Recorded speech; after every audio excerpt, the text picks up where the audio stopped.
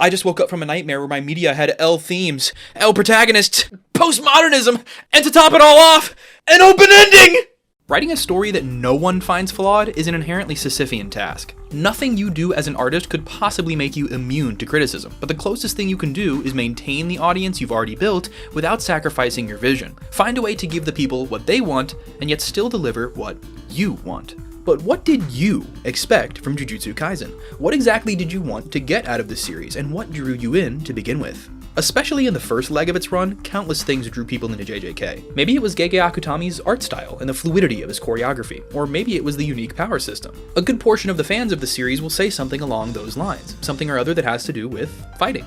I mean, it's pretty obvious, right? You come to a manga called Sorcery Fight to see sorcery fights. I hear this argument all the time. If you've got any sort of issue with the series online, you may hear something back along these lines. It's called Sorcery Fight and that's what we got, and if you expected much more, you don't really have a right to be let down.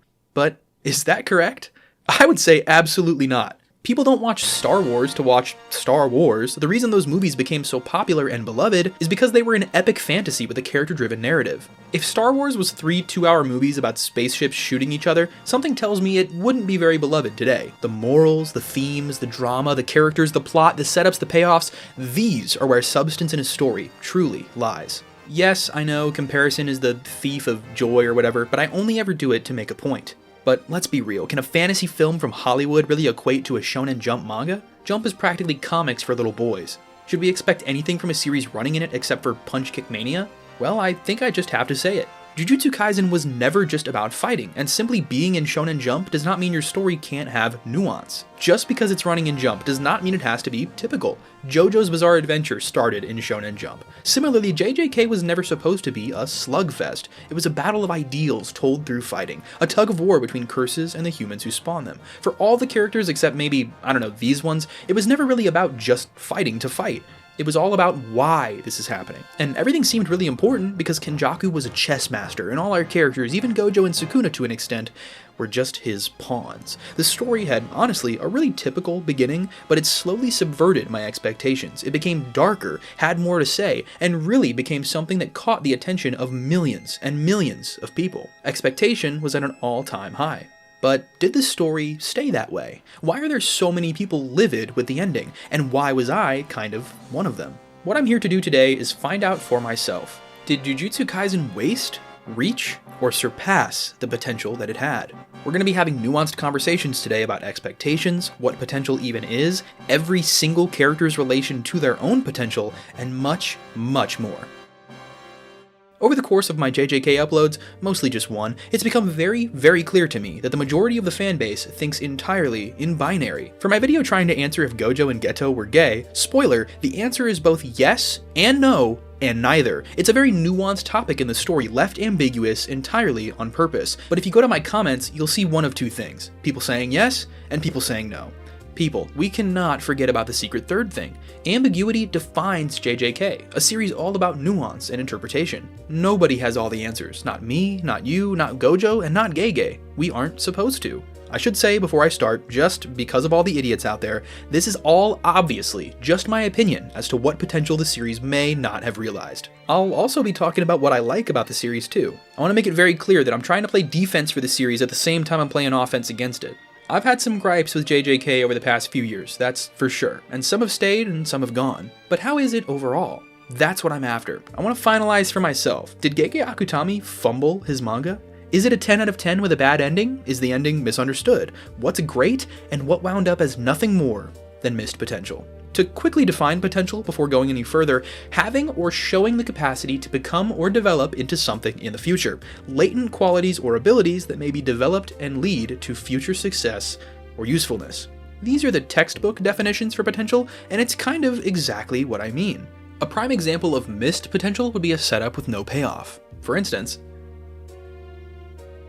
the last thing I gotta say before we hop into Act 1 of this 3-act video is, of course, spoiler warning for JJK, and maybe mild spoilers for One Piece? I have a feeling I'm going to be talking about One Piece a lot in this video. I just finished Wano, and it's kind of on my mind. And despite what I said earlier, I think comparing the series to a few other typical and atypical shonen series will be a valuable exercise over the course of this video. So, without further ado, why don't we start with what kept us coming back? Chapter 1. The Lifeblood.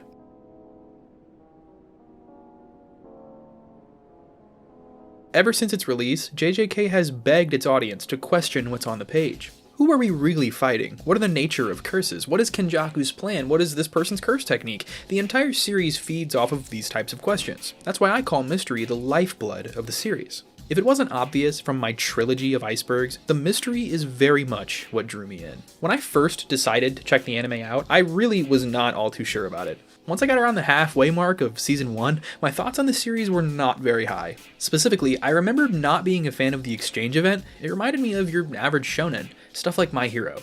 I did not want 10 episodes of sorcerers fighting each other. That's not what I was into. It wasn't what I was looking for, so I really didn't care all too much, and I was about to dip. But I did have some questions that I wanted answered, so I pressed on. The lingering sense of mystery is literally the only thing that kept me watching. My opinion on the season after watching its second half was no longer it's a bog standard shonen with some pretty animation and cool music. It was, I get it now. The fights became more introspective. Think of the internal struggle Yuji has to overcome in every single fight. This is what made Todo such a fun character. He had mastered that introspective aspect of sorcery. This series feels like it really lights up and comes alive whenever he's on screen. Yes, of course, the fights themselves really showed up and showed out, but they alone are not what turned this series into the biggest new-gen manga of modern day. Seriously, don't get it twisted. The fights are a major draw of the story. They're amazing. Yuji versus Mahito, Gojo versus Sukuna, Kenjaku versus Takaba. When it comes to these big fights, Gege rarely fumbles. And I'm not trying to say that Gege wasn't trying to write a series focused on fighting. He did. It honestly feels like these fights were outlined years ago because they don't feel rushed at all. They feel well structured and like he's been thinking about them for ages. The fights very well may be the most consistently effective aspect of the story. But I want to reiterate that I do not think this spectacle of fists was all JJK was. It's not an MMA fight. It's a shockingly smart series at times with a lot of interesting Buddhist themes and near countless beautiful moments entirely separate from combat in its first half. These moments of reprieve, these moments of stillness, in my opinion, this is what the series is missing from chapters 222 to its end. And you could very well push that back to the culling game, but without a doubt, these last 50 chapters. Back during the first years JJK was running, it, at least to me, had kind of started to grow out of its shonen bubble in a way. Not necessarily to the same degree as something like JoJo's, obviously, but still, it really felt like Gege was trying to push the envelope and take things that they liked in manga and turn them on their heads, creating a story that felt new and transformative on the genre as a whole. Sure, you could call JJK a Bleach-like or Hunter x Hunter-like, but I really truly felt that Gege wanted to do something unique and special, and that influence peeking through was just that, influence. It was his interest and inspirations illuminating his stylistic decisions, and I still do believe this, even if Gege didn't wind up going as atypical as maybe some of us would have hoped. The reason I've made this connection to JoJo's twice now is because that's also a series of primarily punching for a mostly teenage boy audience, but if you called JoJo's a typical shonen slugfest, you clearly did not read the story. Yes, there are fights, very frequently, but it's more like the fighting is a medium or vehicle for the storytelling, not just a cool thing to gawk at. Another good example of that would be what I've read of Chainsaw Man. You can have awesome fights and also substance and good characters, I swear. What made JJK and these other series boom in popularity wasn't this boxing match between good guys and bad guys, it was how the author displayed their story using the vessel of combat. JJK started very typical, but quickly became almost anything but. It was dark and intriguing. Every character developed their own sense of right and wrong. It really felt like Akutami had so much he wanted to say. It began to set up a near countless amount of mysteries, both big and small. It started to build an incredible mythos and a fantastic set of characters. The female characters especially really stood out to people at first as being more three-dimensional than many other girls in shonen past. If I had to give you a short and sweet answer as to what I thought separated JJK from what I call average shonen slop, it was that years ago it had surprisingly well-written and complex character interactions, really, and I do really mean this, really interesting world building, and of course, mystery. These three things were the pillars of JJK to me. This is what kept me going. Not saying this had to be what drew you in or kept you reading, but this was my trifecta. It was clear to many a few years ago that this Gege Akutami character did not want to write a typical manga, and it was this aversion to the status quo that I found so fresh. Yes, it's a little tropey. We got the main character dying 5 episodes in trope, superpowered high school combat championship trope, yada yada. But when you put that next to things like the cruelty of Junpei's death, it really made me think that Gege was playing off those tropes, not just using them. But flash forward a few years and, oh no. Something's wrong. The fights are still there, believe me, that hasn't changed, but they swallow every ounce of the page and don't leave much room for anything else. They no longer feel like a masterfully wielded tool used to tell the story, they feel like they've just kind of become the story. The last 50 to 100 chapters, arguably the most vital, wound up being my biggest fear for this series. And at this point, don't even make me laugh trying to say the females of this series were well written. At least we can take solace in the fact that Akutami can't really write men either, except like 2. JJK kind of seemed to devolve into exactly what I hated about it to begin with, a shonen punch-kick slugfest, the thing I thought it was trying to subvert. Remember all that character interaction that was so incredibly important in the first half of the story? It's practically entirely missing now. Our characters got zero downtime between Shibuya and the end of the story. The breathing room between the first few big tragedies in the series were incredibly important. It showed us the characters' humanity. It made us care about them and sympathize with them. In my all-time favorite episode, the season 1 finale, Accomplices, we see arguably the coolest moment in the entire first season. Yuji and Nobara's killing of Eso and Kechizu. But this incredible moment is not what makes Accomplices my favorite episode. It's after this fight, when the two friends have a heartbreaking conversation about what they just did. Yuji feared ever taking the life of a living thing. Exercising curses is one thing, but taking the life of a mortal being was something that disgusted him to his core. Sure, the fight is cool, but I could go watch Dragon Ball. It's this painful 3-minute walk through the woods where these children solemnly chat about the murders that they just committed that made Jujutsu Kaisen what it was. The fact remains, tears were shed over the lives I ended tonight. That is an incredibly tragic way for your 15-year-old shonen anime protagonist to end the first season. Even something sad and weird like Attack on Titan lets Eren end the season with some kind of twisted determination, but also apathy and life-altering guilt. It's these small moments that mean everything in a story. When you employ breakneck pacing, trying your hardest to recreate the hype of the Shibuya arc, you're going to fail. There's only so much you can do in the climax of a hero's journey. There needs to be some falling action here or there. You can't crank the series to 11 and keep it there for the entire second half. And unfortunately, everything that wasn't fighting Sukuna in the last 100 chapters was talking about fighting Sukuna, or literal drops of character interaction being drip-fed to us like Chinese water torture. A story is a lot like a roller coaster. A good one has peaks and valleys. JJK started off as a really fun and entertaining ride, with a few loops and dark tunnels, a good theme, good music, but then it became a slow, brutal, enjoyment-ruining 10-minute climb straight up a steep hill, just to give everyone whiplash over the crest, derail, and gore every passenger that had the misfortune of trying to have fun that day. The wild thing is, we can pinpoint exactly where this tonal shift occurred, where the roller coaster went from this to this. And that moment was the time skip. Back when I was working a wage slave job, reading the newest chapters in my car was something I always looked forward to on my lunch break. That was until chapter 222. The Culling Game's pacing was really throwing me for a loop at the time. I thought Gege was starting to show some signs of slipping, but who wouldn't be? Writing a week-to-week story with dozens of characters is hard, especially when you just introduced a whole lot more. And this is why I was so ecstatic to finally see things slow down. Gojo made plans for everything to go down in a month from then on Christmas Eve, so finally we can get a little breathing room in this series. Thank you, Gege. This shit was getting too crazy. We really needed a break. Words cannot describe how excited I was to see the pacing take a much-needed breather.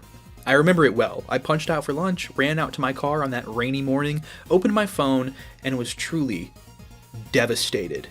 There was a few pages of vignettes as to what the characters were doing, and the chapter ends with a time skip, entirely foregoing the brevity and pacing of the story to get right into more fights. This is not what I wanted. This chapter ruined my day and honestly probably my month. For the first time, I started to question putting so much trust into this amateur mangaka. If you don't get exactly why I was so distraught, this was the perfect opportunity to get the story back on track in terms of the trifecta, especially this part here. I cannot even express how excited I was to get some character interactions, maybe Choso Todo, or Mutamaki, or Hikari, since we've pretty much never seen him properly interact with his classmates in this story. We could finally get some sort of knowledge on what's been going on with Nobara, and so much more. But no. It was all skipped so that we could get cheap shock value double-page spreads of resonance a few years later. This is something I've thought could happen for quite a while now. Or maybe she realizes her resonance ability could be effective on Sukuna and is saving it for some big surprise attack. Perhaps the reason she's not revealing that she's still alive is to get Yuji back for when he did this same thing to her in Megami. I mean, Kugisaki is probably the pettiest character in JJK, she would do this. If Gojo gave the last finger to a still alive Nobara hiding at the school, she could use resonance on the finger at a key moment far away from the battle, temporarily but critically stunning him. A giant 2-page spread with the text resonance over a wide-eyed Sukuna just makes me happy. But this is JJK, so let's get back to being depressed. Well, so much for subverting my expectations. It's a little crazy how Akutami seemed to just lose the ability to subvert after a certain point of the series. I mean, he subverted all our expectations by falling off, that's for sure. Sorry, I'm being a little mean at this point. I'm just kind of butthurt. It's not all bad, there's other things I really like about this series, but this is a critique video, so hear me out at the very least. Another thing on my trifecta that would have been stellar here instead of skipping over this month would be some much needed world building.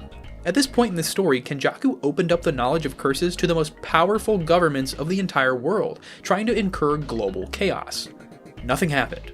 Nothing ever happens. No, seriously, this whole plotline was dropped. Kenjaku got his head chopped off, we never find out about the foreign sorcerers, and Gege never attempted world building in his manga ever again. Granted, Kenjaku did only invite all the soldiers to Japan simply so that the cursed energy would increase in the Culling Games colonies, because all that cursed energy would be needed to complete the merger, but if that's all it was supposed to... But if that's all it was supposed to be, and nothing more, don't have full chapters bringing the army into this if the only payoff is for them all to die so the merger that didn't happen could happen. I mean, seriously, these army guys got more screen time than a lot of main characters near the end of the story. Did anybody else think that the President, Cyrus, and Gary K. Johnson would end up, I don't know, doing something rash in retaliation? Couldn't be America. This was just such an interesting setup because nobody in the audience reading knew what he was going to do with this, and the answer was nothing. Gege just wanted to torture a bunch of US soldiers, which sure you could call based, but ultimately feels like a tacked on waste of time because it was never really addressed after a certain point. Bro invited the capitalists and then didn't even capitalize. I mean, Mei literally uses her crows to livestream the Shinjuku Showdown to the whole world. She probably charged a fee to watch it, but no chance news would not be reporting on this globally. This is a worldwide wizard event, and yet Gege refuses to take the camera anywhere else. The crows can see cursed energy, by the way. Much like how everybody and their evil uncle were crowded around the TV on July 20th, 1969 to watch the moon landing, everybody on Earth is watching these two wizards try to kill each other with magic mathematics and dark evil cannibalism cooking. That's insane. So do we get cool cinematic panels of people in New York watching it live in Times Square, a montage of reaction shots from presidents to dictators to civilians alike from all over the world? Just a glimpse into the butterfly effect that this epic worldly fight has, seeing the ripples in the cloth of history fold. Hell no! We saw nothing of the sort, and Jujutsu Kaisen had seemingly just completely forgotten that it ever even had worldly implications. The Jujutsu Society is now known about, along with the existence of curses. Not just in Japan, but the whole Earth knows that there are now wizards and ghosts, and instead of giving a single page, panel, or line about this, Gege spends the last 2 chapters yapping about new shadow style and some hypothetical war. Who cares? So the character interaction was squandered, the worldly atmosphere was completely forgotten, and we already talked about how the mystery aspect of the series was effectively thrown away for a majority of the climax of the story. So, what happened? Did Gege give up after the time skip? I think we all trusted that he would retroactively pull something off. Just like usual, he was going to use non-linear storytelling to drip feed us information so that the big surprising moments to the villains during the fights can be big surprising moments for the audience too. So you tell me, were these cheesy double-page spreads worth losing the heart and soul of the series over? At the end of the day, only one person can really explain why all of this happened, but something worth saying is that it almost doesn't really seem fully in Gege's hands either. Before JJK, he was just a kid writing one-shots basically, and in just a few short years, he became one of the most prolific mangakas of the modern era. It was projected that this series was really going to go places, and that was probably really hard on Akutami. This was his first big syndicated story, his first time having to deal with editorial pushback, outside changes to his story, how to deal with them and when to push back. This was an entirely new world. Being a young author in Japan in a weekly magazine is unimaginably stressful, and it led to quite a few mental and physical ailments for the creator. Mangaka have literally died early because of this constant stress they're under, so it's just mean to try to infer that Gege just gave up on his story, himself, and the opportunity of a lifetime. And he didn't. I mean, JJK may not be perfect, but I think a lot of people can blow its flaws out of proportion in a way. Me included, entirely. This script was so much more mean and hateful until Liv, the Kogane, urged me to read back through Shinjuku, and I gotta say, the last 100 chapters, to my surprise, were much better than I was anticipating on reread. Week to week, I was literally miserable about this series. I hated everything about it. I was so sour. But going back and binge reading outside of that scheduled format, I found myself truly enjoying the series again. At this point, I think many of my complaints for the end of the series were issues caused by leaks culture, which is something that we are going to talk about before this video ends. But right now, I just want to say that JJK is the most volatile series I feel like I've ever read, in the way that it really matters how you take it in. Week to week, I felt like Gege was just baiting me as a reader, trying to coax me into reading using cheap red herrings and cliffhangers, and the fights just felt so flavorless. But going back and reading official translations and getting to just take it all in, it really feels like an entirely different story. That horrible week to week pacing kind of morphs into a nice little ebb and flow when you get the luxury of binging it. And honestly, it just massively helps that when you just sit there and read it all, you don't have years of expectation clouding the way you feel about what you're reading. When you know just how fast JJK all takes place and you read the whole manga in a week, Nobara being gone for so long may not be that bad. But when you're a week to week reader and your favorite character hasn't been mentioned in years, it's so easy to be like, okay, yeah, I hate this author. Since we're talking about the strength of expectations, why don't we talk about One Piece a little? Everybody knows that One Piece is long. When you start chapter 1 of One Piece, you're not just starting chapter 1 of One Piece, but you're also kind of carrying the weight of the expectation of the 1,000 plus other chapters. That context, that expectation, I would say, is even more important than the story to the average person. More important than the actual substance or style of the series itself. Let's just be honest with ourselves. Nobody wants to start it because it's too long. The expectation is more potent of a feeling than the curiosity to check it out for most people. Despite being so chill and earnest of a series, it can be extremely daunting to people who see nothing but an impassable wall. When they think of One Piece, they don't think of a cool pirate odyssey. They think, wow, these people are throwing away hundreds of hours of their lives watching this shit. This is just one example of how expectation is an extremely valuable part of any story. Expectations are also sort of your reputation. They're important. You can make this kind of argument about any show. If you're more of a cartoon person, let me put it this way. It's hard to get people into Adventure Time because after the first 3 goofy seasons, people's expectations are low. But if you stick it through, your expectations will be vastly exceeded, making the story feel very satisfying overall. Something like Gravity Falls started good and ended good. It maintained its expectations. Then, on the other end of this spectrum would be something like Steven Universe, which set its expectations very high and never quite seemed to reach them. Expectation is how fan bases are created. If you didn't expect something to be great, you wouldn't keep reading, post about it online, draw fan art, or make a video essay.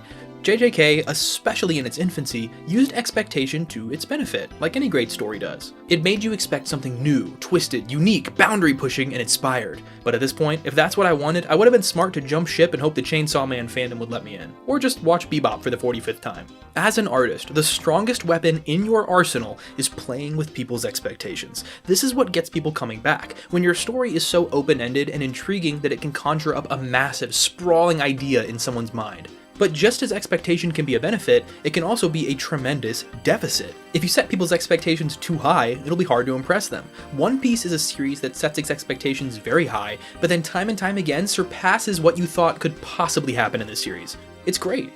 It's what gives people the willpower to watch 1,000 episodes with a smile on their face and still want more. And the longer a story gets, the more pacing becomes vitally important on a micro and macro level. In One Piece, if Marineford took place 100 episodes in instead of 500, the story may feel top-heavy and weird. This to me is kind of how JJK's pacing feels. Going from the first sagas of the story to Shibuya, and then the slow crawl through the Culling Games only to be met with the Shinjuku climb until failure right afterwards, it's not satisfying. This is not a smooth roller coaster. JJK is a lot like one of those 200-year-old rickety wooden coasters that makes you feel like you're gonna die when you're on it. By the time you get off, you've got bruises on your hips, and it was really fun, but by the end, it just kind of hurts and you want to get off, and afterwards you regret it and throw up your corn dog. I really want to set the record as straight as I possibly can here.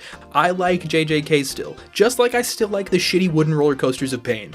But this video is about what I think could have been improved, so obviously it's going to have a negative tone. But this series is not horrible by any stretch of the imagination. Compare it to I don't know. Have any of you listened to Tyler the Creator's new album, Chromacopia? We're going to be making a lot of analogies and comparisons today.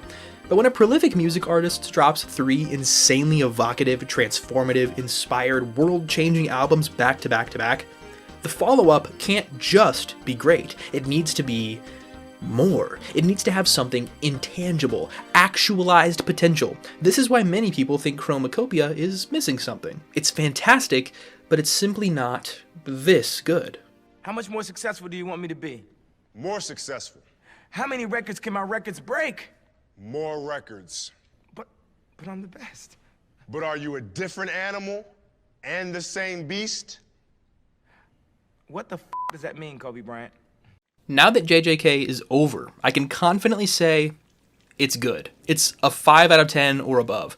The disappointment people feel is not from JJK being necessarily dog shit. Is dog shit? Yes, sir. This is a veterinarian clinic. But it's from their expectations not being met. The series not being more. Not possessing that intangible flavor that it needed to exceed the really promising start that it had. My expectation for JJK was that it would be something special. I thought Gege had set his cards up so well, and that there was no possibility of being anything but amazed at how good it would turn out.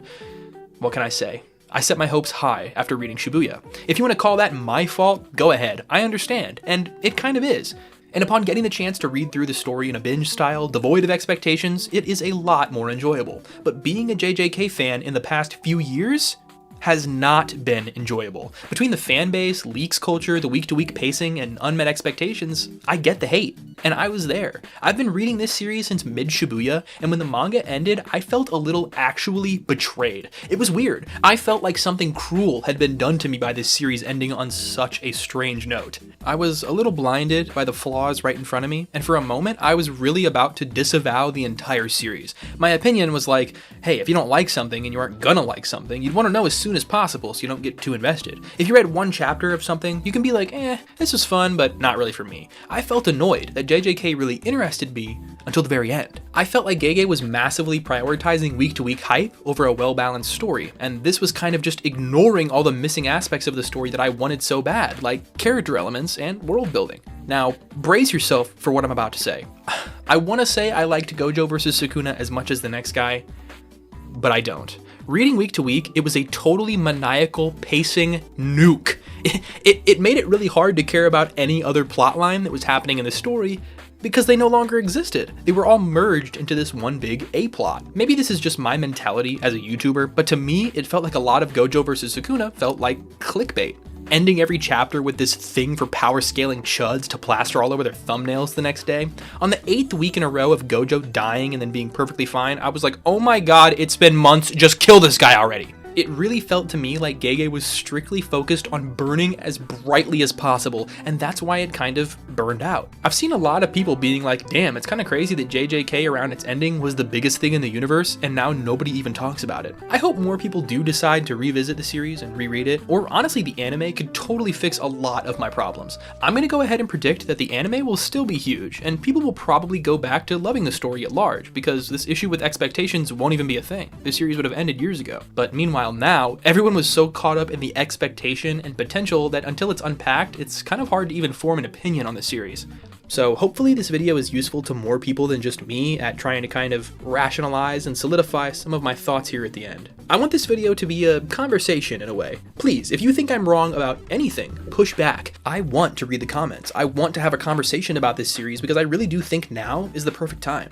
An underlying theme of this whole first act of the video is that I've got some major issues with JJK's pacing. The time skip was a massive waste of potential to make the flow of the story smoother. Gege was too focused on week-to-week virality, and overall the experience is not totally rewarding for anyone. Anime onlys are going to be like, wow, we thought one of the main 3 characters of the series was dead for years just for her randomly to come back in this clutch plot significant moment that she most needed to?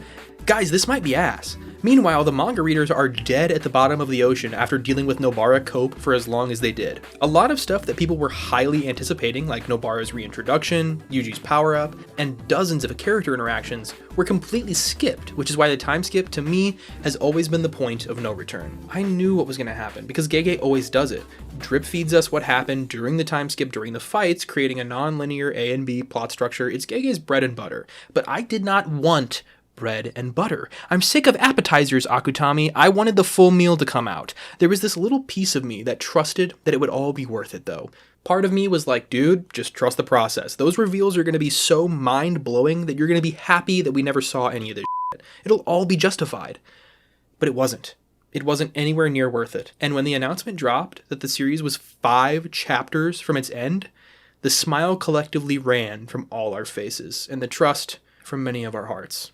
It was over. Gege messed up. It really sank in just how much of our time Gege has wasted over the past few years, and it kind of hurt a big part of the community. I know caring about media is cringe or whatever, but it did. It hurt. And that is the vibe I had for literally all of the Shinjuku Showdown. My hope had gone long ago. I was not excited to read the new chapters. The life of the story had been drained from its corpse, and now all that laid there was a waste of time. What's so disappointing about this right-angle story pivot is that I could have forgiven everything if the Shinjuku Showdown felt worth it. But it just doesn't. Gege swung for the fences and wound up somehow with the bat up his ass. Hey, you guys wouldn't happen to have any character development, would you? No, we actually just ran out, but we do have power scaling. Oh god. We're gonna break all that down soon, don't worry. But overall, most of it felt like slop to feed the pigs that are the 15-year-old fan base of this manga. Got any world building? No, but we got aura. When they brought up the Hokkaido sorcerers, African sorcerers, American sorcerers, plenty of people thought that would, amount to something later down the line. But no, they were nothing more than fun facts. For the same reason, people really wanted to see Kenjaku's origin, or a glimpse into the Heian era, so that we could get a better understanding of Sukuna's characterization. You set us up with all these mysteries, and surprise, surprise, we want all the answers. I want you to keep the story open-ended. Don't tell me everything, really. Pose more questions to the reader before the story ends. I eat that shit up. But at least answer the questions we've had forever. Pretty much every golden opportunity that Gege had to expound on the world this story takes place in, the characters that reside there, and the mysteries in between, were all completely discarded. Sukuna, Kenjaku, Tengen, and Yuki. These 4 characters could have really improved these missing elements of the story. Too bad all 4 were unceremoniously sent to hell. No Heian era, no merger, no consequences to the military invasion or global broadcast, and the Cursed Realm never even mattered. I wanted to ask if JJK succeeded at what it was trying to do, narratively, but now I've got a whole different question. Now I'm wondering something I've never even considered before. Did Gege subvert my expectations for the series? On accident? Was the first part of the manga purposefully subversive? Or did Gege Akutami just get lucky? Maybe he never fell off later, he just got lucky to start. On one hand, this is really dismissive of his work, but on the other hand, it kind of makes sense, I hate to say. Maybe he didn't default back to shonen slop, maybe it always was, but the unique presentation and the one-of-a-kind way the story presented itself made us think that this was going to be something new and exciting. But once that shiny veneer fell off, the dingy hunk of junk underneath starts rearing its ugly face. So, was JJK a polished turd? Well, I don't know. That's a bit much. I gotta think about this analogy some more. All in all, I just want to offer you the reality that this intriguing whirlwind of details and mystery we all fell in love with may not have been an intricately woven tapestry sewn into the series. It may very well just be a pile of yarn draped lazily on top of it all. Now, do I think this is true? No. What I think happened was simple. Gege had an idea for a story he loved, it got accepted to run in Jump, but much like every other artist working day in, day out to have a 20-page chapter out every week, it was not easy, and it really took its toll. Gege probably wanted to live like a little bit of an actual life, so when you're spending every second boarding and illustrating and writing and thinking about the story and its fans and its haters and the mound of death threats in your mailbox, you no longer have hours of the day to iron out every kink of the story, something that already would have been difficult with all the time in the world. And let's not forget that he has an editor telling him to change the main character every week. So, I don't know, try to cut the cat some slack. I actually think Gege is quite aware of how he toys with expectations, with lines from Kenjaku like, "Don't you want to see something that's never been seen before?" If something is interesting in your imagination, wouldn't you want to make sure it's just as interesting in real life? And even though I think JJK kind of lost these 3 things I loved about it so much by its end, I don't really mean that it became unreadable, These aren't necessarily any more important than the overarching narrative, but it's just what made the story unique to me. This was my special sauce. If you go to your favorite restaurant and order your favorite food and there's no special sauce, you're gonna be upset. It's what gave it flavor. Flavor is what made JJK stand out. Flavor is what makes something like JoJo's or Chainsaw Man or even One Piece atypical. And that kind of dark, mysterious, introspective flavor the series had has kind of been diluted to the point of tasting like shit. I don't think JJK is like an unsalvageable visage of missed opportunity, but to answer if JJK did its job, we kind of have to ask, what is JJK even about? I want to keep this brief, but in my personal opinion, Gege kind of wrote himself a suit of armor in terms of criticism. If you asked 10 different fans what they think the moral or theme of JJK is, you're probably going to get 9 or 10 different answers. But if you ask just me, I'm saying one thing: interpretation. I think JJK is about interpretation. How you view yourself, how you view the world around you, how you view the people around you, how you view all of those things in comparison with each other. Maybe you think there's a piece of good in everyone, and that they just need to be given a chance so we can all be guided towards the life and death we were meant for, saving whoever you can. Maybe you only save who you want to save. Maybe you keep walls up and people have to bring a chair just to be able to sit with you. These are interpretations. They're ideologies. They are what keep our characters going, and they're what let our characters go. I think JJK explores this theme vastly, delving into each character's conviction and showing us what can happen if we let ourselves get trapped in our own ideologies. Sukuna was a selfish brat because no one ever saw him as a person. He stopped interpreting himself as one and became a monster, a curse of a man. This loneliness and how you handle it is the theme of all of our top players. JJK is about grappling with interpretation, not just fighting ghosts, but also fighting your own self-actualization, fighting your past and your future, your expectations, and your potential. This is one of the reasons why it's a little hard to talk about JJK's missed potential. When missed potential is a theme of the story, how can we tell what's right and what's wrong? Also, if JJK is about interpretation, it's kind of impossible to criticize. When the theme of your story is that everyone interprets everything differently, everyone interprets the story differently. Many people think there kind of is no theme, or will find it with whatever character that they most relate to, clinging to ideals like brotherhood, sisterhood, parenthood, loneliness, etc. But I think all of these things really stem from the character's view of the world and of themselves. So did JJK succeed at what it was doing? I guess? It's all about how you interpret that question. That's what I mean when I said he kind of wrote himself a suit of armor. Like, it's not great, but you also can't really call it bad. You're asking for my interpretation of interpretation at that point. Now I have a headache and I'd like to move on. Back to what I was saying, I think Gege is kind of stuck in Shibuya in a way. What he managed to do in that arc was masterful. The foot was on the gas the whole arc, and yet it led to likely the best written portion of the entire story. I think Gege has spent the last few years of the manga desperately trying to recapture that feeling. The Culling games only amplified the hype, bringing in plenty of new characters, but a side effect of that is that all of them get less overall screen time. This wouldn't be a problem if the story had some much needed brevity to break the tension and let us enjoy these characters a little, but we know now that it doesn't. A manga with a lead foot constantly flooring it can just never succeed. You can't navigate tight corners going 200 miles per hour, so instead of slowing down, Gege just wrote himself a long, empty, straight road to soar down. Can you imagine how miserable something like One Piece would be if we didn't get to see the characters just relaxing, partying, and enjoying each other's presence in between and during each arc? Like, imagine if all of post-time skip until the end of the series was just trying to be the most balls-to-the-walls, anxiety-inducing nightmare imaginable, desperately clawing at what Marineford was. Not all of One Piece can be Marineford, and not all of JJK can be Shibuya, but damn it if Gege didn't try. At the end of the day, I miss the mystery, and the lack of world building is lame as hell, but what really, really, really, really hurts is the characterization. If you ask me, this is the biggest mistake Gege ever made. You need characterization to write an effective story. Without utilizing your characters effectively, you run the risk of the story having this overall muted, dull, stale feeling. It hurts to even say all of this because the character moments in the first half of the story are the reason the entire internet fell in love with these people. But nowadays, they aren't even seen as people. They're characters made of cardboard. The farther we got into the story, the less Akutami really seemed to care about the characterization he had so carefully set up.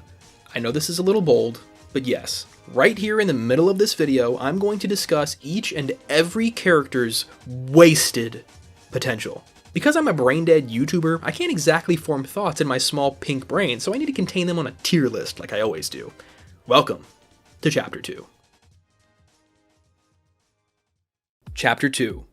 All of them? Yes, all of them. So yeah, I'm actually doing this. This just turned into a video essay about every single character in the manga, one at a time. I'm gonna do it in a tier list, iceberg style, which is probably the most YouTuber thing I've ever said, and likely the reason I'm struggling to make $200 a month on this channel. What I mean by that is I'm gonna rank the characters on a chart of 6 tiers, ranging from perfectly written to horribly wasted. And by iceberg style, I mean we're gonna descend down the chart as we go. So we start at the top with tier 1, Gege Cooked.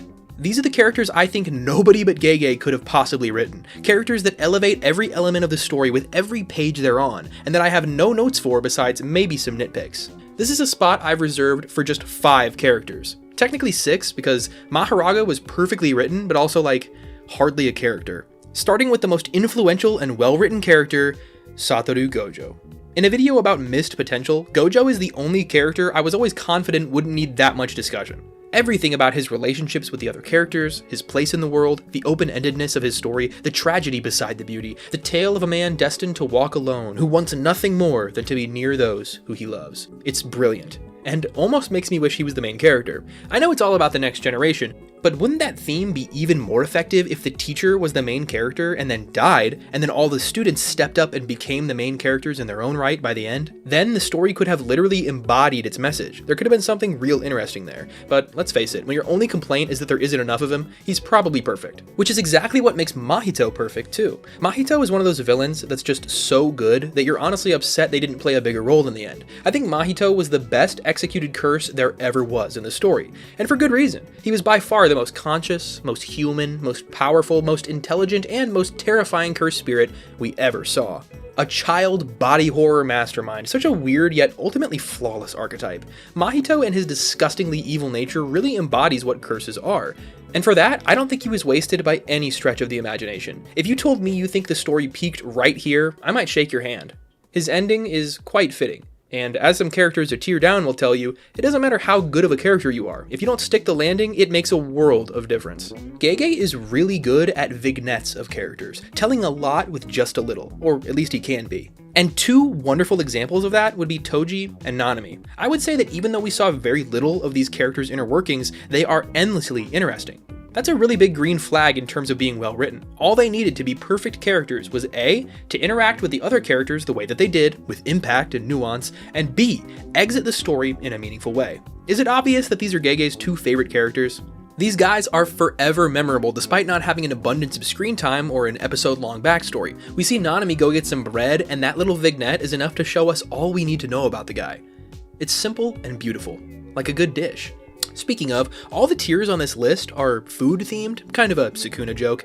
But if we're talking jokes, I gotta say, my 5th and final flawless character, not counting the rock, paper, scissors robot who snuck in somehow, has gotta be Fumihiko Takaba. He completely stole the show, totally exceeded every expectation I had, told his story through the medium of fighting like any good JJK character should do, was highly innovative and constantly interesting. There is just nothing wrong with him. He is electric and a perfect example of someone that could only come from Akutami. Takaba legitimately carried a big portion of the end of this series for me. Without him, it would be a serious detriment to how Kenjaku's character finished in the story. Takaba is actually the only character in this pseudo S tier that managed to survive, because I think when a death is handled well and done at the right time, it can really, really elevate a character. Killing a character to make them better written is a risky maneuver, and Gege definitely does not consistently pull it off, but as a moth who loves tragic characters, it can exponentially boost my overall feelings towards someone. Takaba, even though he didn't really die, exited the story in a perfect way. His continued existence is a testament to the narrative, and the questions his section of the finale raises are hilarious.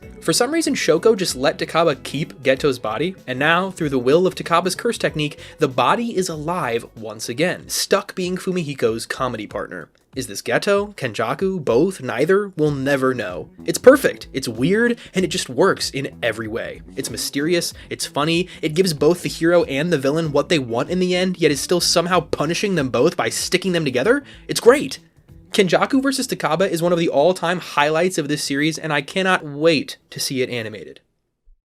Beneath Gege Cooked, we have Pretty Well Done, which is the most populated tier on the entire chart. Gege can be pretty good sometimes at writing pretty good characters. Firstly, and likely foremost, has got to be Sukuna. Many of you were probably shocked I didn't put Sukuna in S tier, but I really don't think he's perfect. Granted, he's not far from it, but that doesn't change the outcome. It only takes one small thing to miss the ship to the highest echelon. So what held Sukuna back? I personally think that Sukuna and much of his lore is what I would call bad open-ended and not good open-ended. A fact about Sukuna that we know is that he does have a shred of humanity left in him. This is simply because of the fact that he is human. It's in his nature. Sukuna, despite being the king of curses, is not a curse. Curses have an entirely different nature with different emotional and environmental needs. This is something Yuji has to slowly and agonizingly grapple with during his fight with Mahito, crescendoing into Junpei's death. Mahito teaches Yuji that curses cannot be redeemed, fixed, or reasoned with. It is literally against their nature. But what this also tells Yuji is that Sukuna can be. Sukuna, being human, has the capacity to repent, and thus Yuji sees that spark of humanity in him. We see this in the finale when Yuji tells Sukuna if he releases Megumi and comes back into his body, he'll let him live. Yuji will let Sukuna live on. When I first read this, I was so pissed, but I think I just didn't get Yuji and Sukuna as characters fully at the time. Much of that is totally my fault, and when reading back, I can completely see why Yuji gives this pity to Sukuna and extends this hand to him. It's how Yuji has always been, and that's why Mahito broke him. This is also why the repetition of "I'm you" is actually something I quite like now. I really did not like this upon first read. I always thought Mahito was a better written antagonist, so the fact that Gege just reused the punch of that fight really rubbed me the wrong way. But the more I've thought about it, I've really come around. When Yuji is saying "I'm you," he's telling the truth. They really are yin and yang, which is a big theme in this series. Yuji is what Sukuna could have been if he wasn't alone, and Sukuna is what Yuji could have been without anyone. This to me is proof that JJK is also fundamentally about loneliness and what it does to you. I still think the main theme of the series is interpretation, because while loneliness is a literal thing, it's also like entirely a concept. Sukuna chose to be alone. He interpreted himself as a person doomed to be a lonesome roamer, unlike the rest of humanity. He was trapped by his own self-image, his own interpretation of himself, something we see as soon as he dies. He mogs Mahito, who has been damned to an eternity of seething in limbo, and strolls his way to hell with his little friend there. It's honestly a great moment. Sukuna has tried his hardest the entire series to push this humanity down, and Yuji is the vessel of humanity itself, teaching Sukuna the actual truths of the situation. It took Yuji killing Sukuna to get that message through to him, and I wouldn't change this moment for the world. In my eyes, the missed potential here, the thing that really holds Sukuna's arc back, is the lack of depth to his character. He's not hollow, he has thoughts, motivations, drive, and they make sense. I just don't really think we necessarily saw enough of it. It's just a tad more shallow than I'd wish. It's like really wanting to dive in a 4-foot pool. You just can't, but you can still have some fun. I'm not even one of those people who thinks the series like desperately needed a Heian era flashback, but I wholeheartedly agree that it would have made the general audience feel more towards Sukuna. All we got was the micro interaction between him and Yorozu, which we'll get to later, but I don't think this does anything to make us really care about him. I don't like when villains are evil for no reason or just because they can be. Mahito is an exception because he's not human, so as a reader, I don't expect him to act like one. Surely this is a pet peeve for other people too, right? When a villain is evil just because he's bored and is the strongest and just likes doing evil shit. That's why I really didn't like Doflamingo at first, because he was the only One Piece villain that was seemingly just a super villain for the fun of it. But somehow, Oda spun a backstory that made me at least get it and feel something. We never get that with Sukuna. We hear he was unwanted, hear he was a desperate little wretched orphan child, but we also know he did likely have friends at some point. I mean, Sukuna wasn't always evil. He used to be an active member of a conglomerate that Angel was a part of. She calls Sukuna the Fallen. Sukuna is a fallen angel. This is Gege equating Sukuna to Satan, and yet this is something that's never more than alluded to. Even if it was just for a page or two, I wanted to see Sukuna before he was the Fallen, before he was Satan, when he was Lucifer, back when he was an angel, a part of God, before he had evolved past humanity. I wanted to see what the exact thing was that drove him to cast all of this aside. I wanted to know if it had anything to do with Tengen or Kenjaku, but the most we got was Sukuna saying that he had two paths to go down in life, and if he could go back and do it again, maybe he would have chosen a different route. This is one of the most contentious things about the series finale, and I honestly, to this day, do not know how to feel about it. Firstly, it's a weird note to end Sukuna's character on, especially when it had very little build-up, and you don't need a whole Heian arc as build-up. You could have just shown glimpses of Sukuna having some humanity. In one of the 4 short epilogues the series had, we get exactly that. Sukuna showing his humanity by relating to and practically adopting Uraume. This would have been great if it was, in the actual story, so we could have gotten an ounce of Sukuna's characterization, before he died. I would say basically the closest thing we got was his respect for Jogo and Gojo, but this is strictly a respect for their strength. Maybe if he, spared Geto's daughters or something, not out of boredom, but just because there's still a little piece of humanity in him that's like, maybe I don't need to blow these teenagers up with my mind. They're orphans, like I was. Like my surrogate child is. I mean, it's not like Sukuna ever changed his mind during his life, but the second he dies, he's free to make the decision to change. So I guess I don't hate that we never got his humanity during the run of the manga, but this is why a brief glimpse into Sukuna's upbringing could have done wonders. Show us that there used to be a person in there at least. Can you imagine how heartbreaking Sukuna's story overall would be if we just got to see what drove him down this path, flashing back to when he was young and had acquaintances, a panel of teenage Sukuna smiling, looking just like Yuji? It would have broken me. It would have made the I'm you hit like a black flash. That shit would have given you knockback. Sukuna is not poorly written. I just think Gege had the opportunity to flesh his side of the story out a lot more, especially here near the end, and it was just not very realized, not capitalized on. So I can't call him perfect.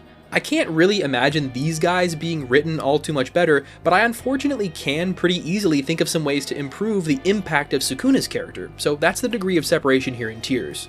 And by the way, just because this story talks about being trapped in your ideals doesn't mean Gege thinks you should just throw them away. Sukuna is kind of a cautionary tale in that way. He just does whatever he wants and look where that got him. Selfishness may lead to strength, but it also leads to loneliness, and no matter how strong you are, the collective will always surpass the individual as long as they step up. Friendship wins. I mean, it's cheesy, but I like it. Yeah, whatever, keep scrolling. Oh, I nearly forgot about the second thing I don't like about Sukuna's end. These 2 paths Sukuna mentions. They're visualized to us via these 2 characters. On the right, Uraume, and on the left, this dark-haired woman. As much as I like mystery and intrigue and could spin this into like it's all about how you interpret it, I'm not gonna do that here. This moment is kind of the crux of Sukuna's character arc, so I wish it was a little bit more definitive. There's a lot of speculation here as to who this woman is, from Yorozu to Angel to Kenjaku's original body, but we really don't officially know. And because we don't know, it's kind of hard to really understand what Sukuna's 2 choices were here.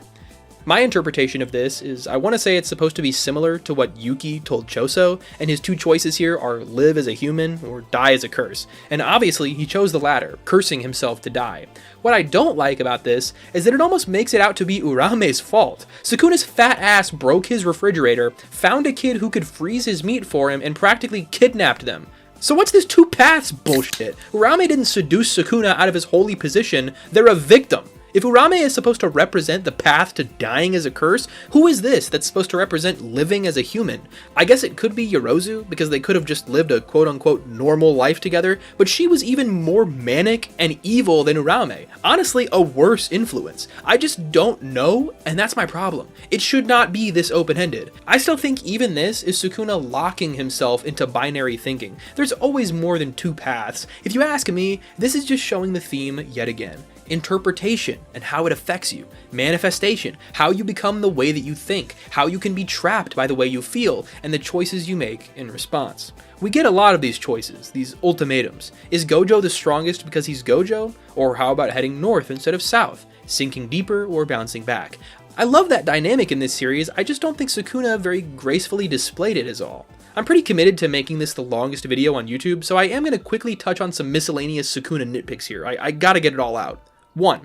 Heian era Sukuna was always shown with this big-ass scary polearm curse tool known as Hiten, and a dagger known as Kumitoke.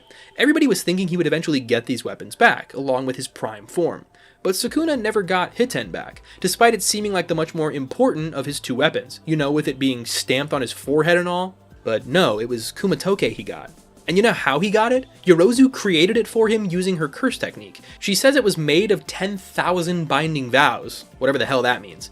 Because of the way the construction technique works though, she would have to actually know the exact makeup of the weapon, including verbatim all 10,000 binding vows. How could she have known that much about Sukuna's dagger if the only time they met she got bisected before she could get within 50 feet of the guy? I truly don't get how or why she could make this, and the most annoying part is that it's all just an elaborate way to screw over Higuruma, but let's save that for later.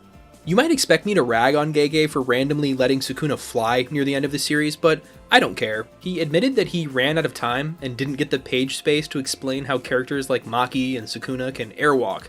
This is an actual element of the story. I mean, Mahoraga gains the ability to airwalk simply because Sukuna is able to do it and is manifesting it. It's simply a technique that anyone can unlock, like Moonwalk in One Piece. Keep in mind that this isn't even a cursed energy thing. Like I said, Maki and Toji can use it.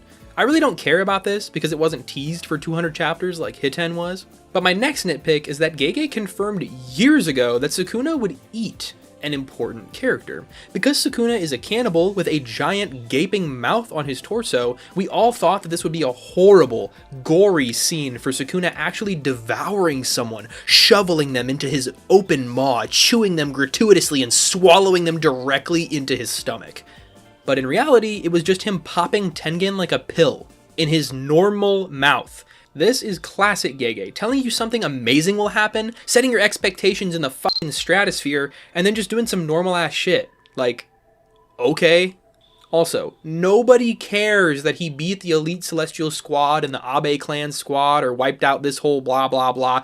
We know nothing about any of these groups because this series has no world building. You don't need to gas Sukuna up, Gege. We know he's scary. Constantly bringing these random groups up that he's squad wiped just makes me upset at how little of the Heian era we got. Don't get me wrong, I don't hate Sukuna. I actually do really like his character, but that's why I'm so disappointed. The Shinjuku Showdown, all of its errors included, is still good. It still has its moments. Most of the main fight was great. I love the fish symbolism he uses to taunt Gojo. Everything from Mahoraga to Agito to Gojo's Black Flash, it's great. It's cool. I cannot wait to see this in color. I really hope when this gets animated they give Sukuna's belly mouth a deeply unsettling voice when it does its chants.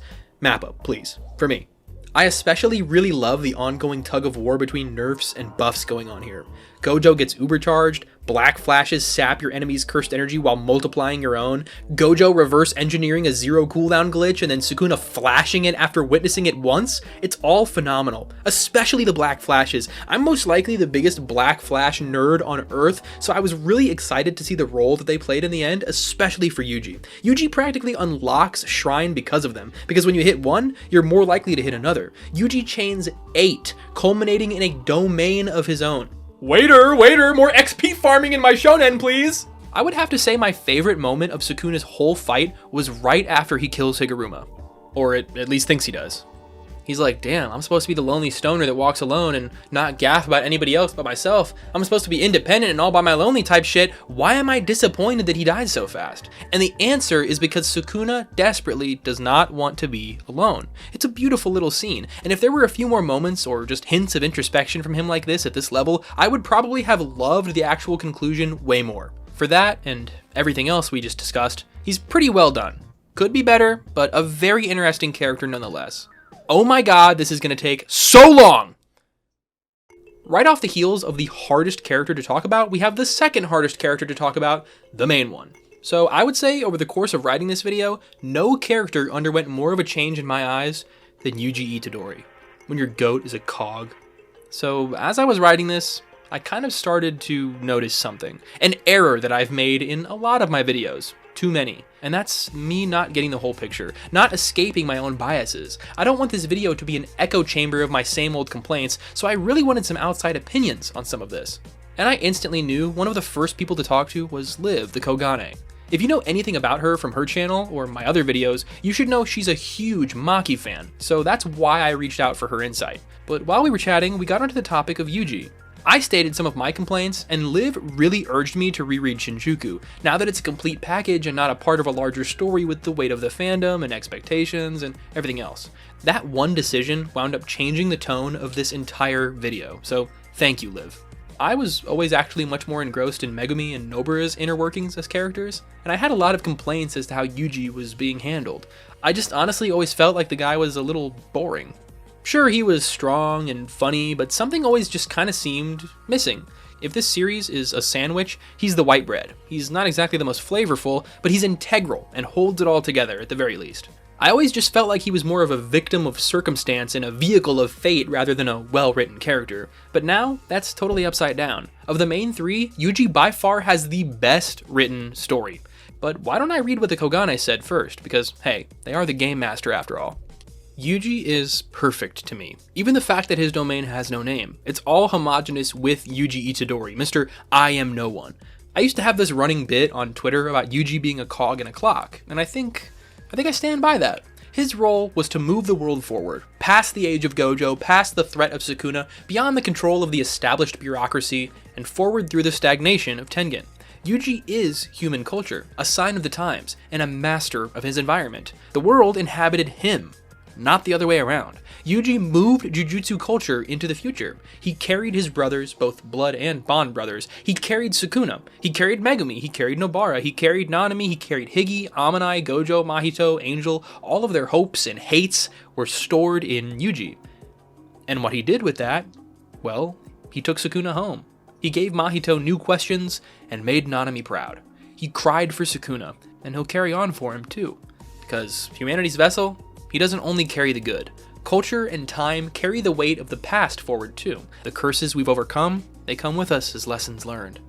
This is a beautiful summary of Yuji's character, and I immediately went back to read Shinjuku, and I agree. To me, this is just reason number 3005 why the Kogane needs to start uploading video essays. And while I may completely agree with a majority of her words, I don't totally agree. Especially this part about being perfect. Much like Sukuna, I think he's close, but there's a reason I think he's just pretty well done. Quite a few.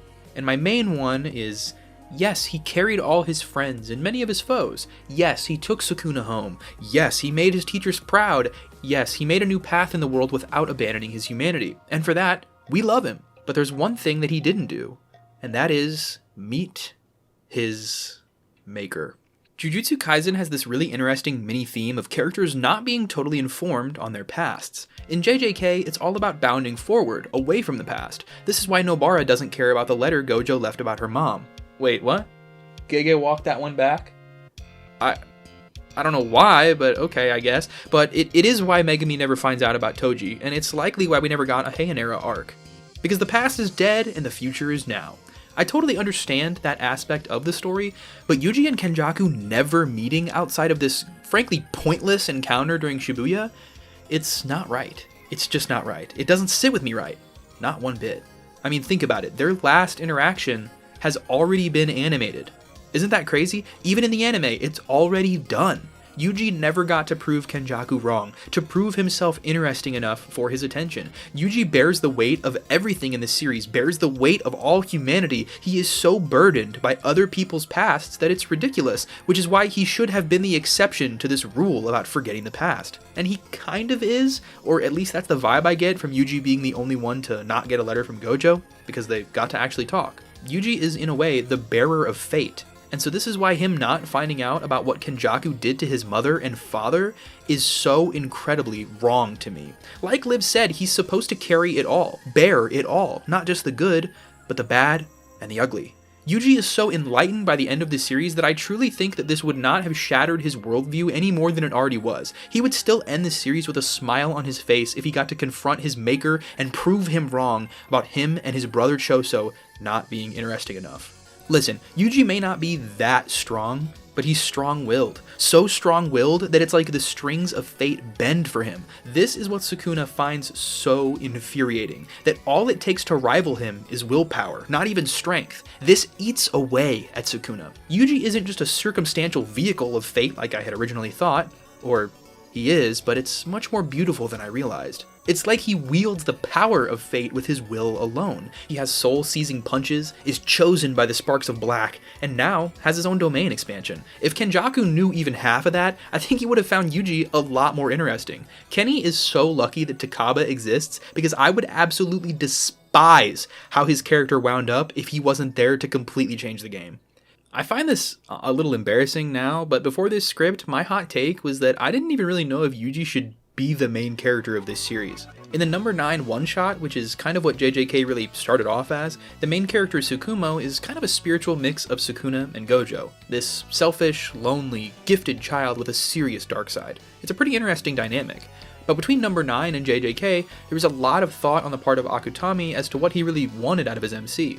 Plus, having a weirdly selfish, problematic main character who wasn't very fun wasn't very appealing to his editors. Some of you out there might know this, but Yuta and Megumi were both independently candidates at one point or another to be the main character of this manga before Yuji. At first, I really thought it would be kind of refreshing and subversive for the Sasuke type to be the main character and the Naru geek to be the deuteragonist, so I wouldn't have hated this.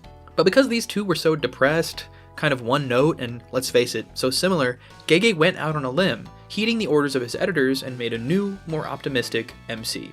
One who kind of just didn't seem to fit. I don't know exactly how to say this, but Yuji feels like that. He feels tacked on. And while reading the entire series, I really disliked how his character felt, but now, after the series, I feel stupid because that was always kind of the point. Yuji is different. He is tacked on. He doesn't belong here. But that's the best thing about him. He's not trapped into this inhuman ideology the sorcerers live by. He's not a sorcerer. He's just a person. Yuji is just a legitimately wonderful human being, and that's what makes him feel like he doesn't belong in this world. But he fought so hard that now he does belong, and it's everyone else who needs to belong with him. I really like the ending of Yuji being somewhat of a pseudo-teacher here, or at least a helpful mentoring figure at the school. But there is one thing I really dislike about it, which is just that Yuji is, in my opinion, too damn young. This is something we'll likely discuss later in more depth, but I think this ending of Yuji being almost the new Gojo figure would be a lot more hard-hitting if Yuji was like 18, and you know, not like too young to drive. Functionally, pretty much nothing about this manga would be any different if the characters were like 17. Everybody loves to point out that this is because it's running in Jump, like they want it to appeal to younger people. One Piece. But what I was saying is that I used to think Gege made the wrong call by swapping Yuta or Megumi for Yuji, but now, I think Yuji's the only MC this series could have ever had. Yes, I wish he would have gotten to meet his maker instead of her head getting chopped off while Yuji is clueless and couldn't give less of a shit. I understand Gege purposefully cast this piece of knowledge aside to really hammer the home that this new gen just really doesn't gaff about the past. Classic Akutami, loves to set him up, hates to knock him down. I seriously just think it would have been an even better way to nail that theme home if Yuji found out about his past, yet he cast it aside and bounded forward. Put that decision in the hands of the characters, don't just have it soak into the story through osmosis. At the end of the day, I just despise that Kenjaku and Yuji have literally no literary chemistry. I also think Sukuna and Yuji could have benefited from a little more chemistry too. The best written foil to Yuji Itadori will always be Mahito to me, and of course this is just because Sukuna and Kenjaku just both see him as a useless brat, which is fine or whatever, but it's just hard to make a relationship compelling when the villain literally does not give a shit about the hero in the slightest. It's weird. Call me crazy, but I want the dynamic between the main hero and the main villain to be something a little bit deeper than trying to swat an annoying fly. At least with Sukuna, you can like clearly tell that he's lying, he's bullshitting, he secretly does really care. That's important to his character. He wants to ignore this kid, but he has the same powers as him, he has the same bloodline as him, and he has a hell of a lot to fight over. But the battle of ideals has kind of boiled away to its basics, and sometimes it really feels like Yuji just hates Sukuna because he's the bad guy, and Sukuna hates Yuji because he's the good guy. I mean, that's what happened. It's pretty shallow. It doesn't need to be deep for me to have fun, but like I said, they opened the manga with Mahito, so our expectations were pretty high that the clashes with the villains would have like, you know, some interesting moral back and forth, but it really wound up being just incredibly simplistic. Which, removed from expectation, like, isn't that bad, I suppose? It just doesn't grab me the same way. How are you going to make a character whose whole thing is deep cuts, and then make him the most shallow character in the whole series, though? I like Yuji's role in the story, but I hate his relationships with his adversaries outside of Mahito, which is kind of a big deal. For my nitpicks? I wish the scene with Ozawa went somewhere other than just existing to show that Yuji is a nice guy who's a sweetheart to the ladies. We knew this. There was a little epilogue about them vaguely hooking up, same with Megumi and Angel, but it's just like, it's just bad. I don't care. I mean, seriously, it's too little too late. And I wish Divergent Fist mattered more in the end. I understand it's a little antithetical to the story for any of the students to truly rise above Gojo, but I can't be the only one to think they all could get insane, world-bending power-ups and still be nowhere near Gojo's level. For instance, I always wish that Yuji found a way to rise above sorcery itself at a fundamental level, maybe becoming the world's most refined reverse curse technique user or something, someone blessed enough to become a sage. I thought back in season 1, when Hanami commanded Yuji to die and become a sage, that it was a curse that would come true. I seriously think that you could have done all of that for Yuji and still kept him much, much weaker than Gojo was. There's always going to be a lot of missed potential with a character like Yuji, because much like Megumi, he's kind of a potential man. I mean, the kid was born with the genetic potential to rival Sukuna, so he's always going to be kind of put on a pedestal, and everybody had their own theory as to how he would get stronger. So some people are happy, and some people's expectations were simply too high. In this case, mine really weren't, or at least they aren't. At this point, I quite like the state of Yuji's powers, but I maybe didn't always have that opinion. Also, about everyone getting upset that we never found out the name of Yuji's domain, come on, it's Benevolent Shrine. Speaking of Shrine, I wish we would have gotten more of a glimpse into Yuji's interpretation of Shrine. Like, we get to see his new age versions of Cleave and Dismantle, but what would something like Fuga or Reversal look like for Yuji? Sukuna interprets his technique through a lens of a killer cook, and his abilities morph around that interpretation. I mean, we know Yuji also likes to cook. I mean, he has his famous meatball recipe that he taught Fushiguro, that's canon.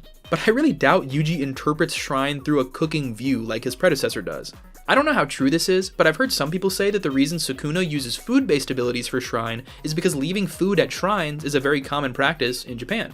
Sukuna is a greedy, red-blooded fiend, so when he thinks of going to a shrine, he gets excited for food, stealing food from the gods, making himself out to be a god so that all the chumps have to bring him food. So what exactly is up with Yuji and his abilities resembling paper crafts? Well, this could be because in Japan, children do use scissors to make little origami crafts, once again, to leave at shrines. Shrines could also just bring pleasant memories back for Yuji, which could be why Yuji has these mild, memory-based powers, like he does to Choso and Todo and eventually Sukuna. So Yuji's interpretation of the shrine is influenced by the slashing of Sukuna, but through the lens of a kid, someone with childlike wonder. This is pretty much the one and only time in JJK I've ever been glad that Yuji was so young. I obviously don't know how true all of this is, but I adore this interpretation of things, and it's probably going to be my new headcanon. I would have loved if this was, in the manga, but whatever. If you have any doubts about my theory about interpretation being the theme of JJK, I think it really helps to take a closer look at Yuji's character. His way of thinking is constantly defining the entire story. I mean, think about it. His selfish nature is the only thing that made it possible for Sukuna to rip his finger off during the Enchained moment without breaking the vow. The story grows more and more impersonal and dispassionate as Yuji does. Also, the way these two characters interpret the same set of powers is also a massive clue. At the end of the day, my only real complaints with Yuji kind of fall on his lackluster narrative relationships with Kenjaku and Sukuna to a much lesser extent. I still adore Yuji versus Sukuna. I like the foreshadowing of the 2 arms versus 4 arms clash with the grasshopper curse way back. I love that Yuji is the only one who can separate Megumi and Sukuna, and I love the Talk no Jutsu domain. He barely knew barrier fundamentals, so this first domain was entirely instinctive. All he wanted to do was talk to Sukuna, and so that's what he got.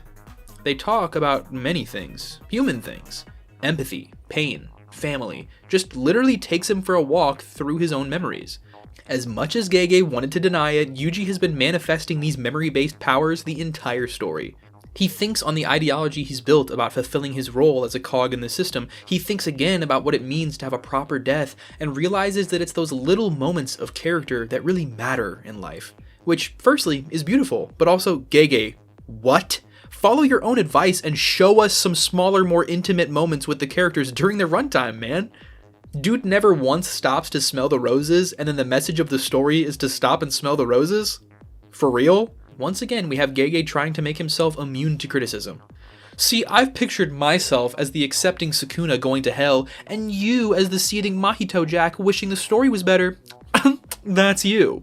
Yuji is saddened from the fact that Sukuna could never see value in a regular person like him, so he just tries once more to show him a regular life, show him what he finds so worthless, and just like always, he feels nothing. But then, he realizes it. He realizes that this isn't Yuji's final, scrappy, terrified last stand, it's pity. Pitying this poor soul before putting it out of its misery. Sukuna realizes that he isn't looking at his next victim, he's watching this man stare him in the eyes and come to terms with the fact that he's about to exterminate him. Sukuna, with a fire in his chest, furiously declines Yuji's offer, knowing that it's too late for him. but if only he could have gone down a different path. God, it's great. JJK is still good, guys. We're so back. Although I just remembered how this format works and realized that it's only going to get worse from here. At least we can say Yuji was pretty well done. Super briefly, I want to say that despite this video being the biggest thing I've ever made, it isn't sponsored, because nobody wants to sponsor me. But if you want to support me, there are 2 great ways to do that, and one of them involves Minecraft. Mr. Beast may make it look pretty easy to be a billionaire on YouTube, but most of us are hardly making money in the triple digits. So if you like this kind of content and want to keep me making more, check out my Patreon via the link in the description or by heading to jallomoth.com. My $5 patrons get to see my content early, except for this video because it was literally too big to upload on Patreon, as well as all sorts of other things like voting in polls for what my next videos should be, and a special role in the Jallo Plaza Discord server, which allows you to join voice calls with yours truly. $10 patrons get all of that plus a shout out in my videos, like Hoops McCann, Noisy Pitta, Greg, Rafael Ramos, Cabra, and Seraph. But there's a new, exclusive perk that I'm very happy to announce, and that's that all my Emperor Moth patrons get access to the brand new Jallo Plaza Minecraft server. It's a survival Java server on the newest version of the game with data packs, and it's quickly growing into a really fun time. And the best part is, once you're whitelisted for life. So it doesn't matter if you can only be a patron for a single month. If you're ever once an Emperor, then you're welcome to come play for as long as you'd like. Check it out in the description, or once again, at jallomoth.com. The other way to support me is to simply hire me. Recently I've been doing commissions since YouTube hasn't been paying me much, and I've had a great time doing it. So if you'd like me to whip up a character for you, or a new profile picture, or just want some cool custom art, reach out to me via any of these socials. Thank you if you didn't skip all this. I really appreciate you giving me the time of day. It means the world to me. But enough yapping, back to the video. Since we're getting our biggest players out of the way first, I think we need to turn our attention to Kenjaku next. Despite Mahito being the best villain to me, I don't think he was my favorite. First of all, Mad Scientist is my favorite archetype ever, just ever. But also, I'm the curator of all things curious. Of course, the person whose only drive is curiosity wound up being one of my favorites. And I love that curiosity wound up killing the cat in the end. I just really wish Yuji could have been there to spike his curiosity. I wish right before Takaba showed up, Kenjaku checked the fight on his phone and saw Yuji fighting Sukuna, and started to actually get insanely morbidly curious and legitimately excited about what he was able to create before finally getting distracted by the idiot. First of all, I know this makes no sense and isn't really possible because Kenjaku dies before Yuji ever even starts to fight Sukuna, but I'm just upset at the lack of interaction here, and I'm trying to say that it really wouldn't have been that hard to write some in. Kenjaku was disappointed by his creations, very much so. It's why he sees Choso and Yuji as nothing, just tools who have outlived their purpose. I mean, pardon me, but I like my villains to get proven wrong. Yuji is a curiosity, and I'm just a little sour Kenny doesn't see it that way. Kenjaku might just be a walking figure entirely made of missed potential, but I think a majority of their caricature has been what I've referred to as good open-ended. I do think it's a bit of an odd choice to never really give them any kind of past or backstory, but then again, something I love about Kenjaku is that the most curious character is the biggest curiosity themselves. But it's a little hard to believe that when we know how much of a D1 yapper they are. I mean, the series ended, and we never even knew what gender this brain was. Would I have been upset if Kenjaku was confirmed assigned female at birth? No, I would jump up and down with joy, but that doesn't also mean I can't appreciate keeping it vague. This is a total personal gripe, but I wish Kenjaku was even sillier. I mean, he can be pretty bombastic and generally smiley, but I wish it was pushed way further. Make him a full-blown mad scientist Joker. Show us his mistakes, his failed experiments, his secret evil lair. Show us him doing rituals and actively testing on people. I wish that sick, morbid curiosity we know that he has got put on display. All we really got to see is the fallout of his curiosity, not his actual manic need for info right in front of us. This is why it especially hurt to me that he's cast Yuji aside, has zero faith in the guy at all. Really? The guy whose whole thing is curiosity just immediately gives up on Choso and Yuji because they're not immediately gods? Kenjaku knows better than anyone the strength that comes from time and information. If Kenjaku knew Yuji was ingrained with Sukuna's CT, for instance, that would have been something for Kenny to look forward to. It's not that I want the villain to succeed, I want him to fail. I want him to be wrong. I wanted Kenjaku to finally become curious about Yuji, realize he could have been much better off if he hadn't dismissed him, and then die early, never getting the gratification or payoff of seeing what would happen, seeing his creation rise above it all at the dawn of a new world. This would have made Kenny's end more impactful, and it would have narratively gassed up Yuji. The most cruel end for the most sick and twisted villain would have been to pique his curiosity and then exterminate him before he gets the answers. Instead, Takaba piqued his curiosity more than it ever had been before, and Kenny wound up dying happy.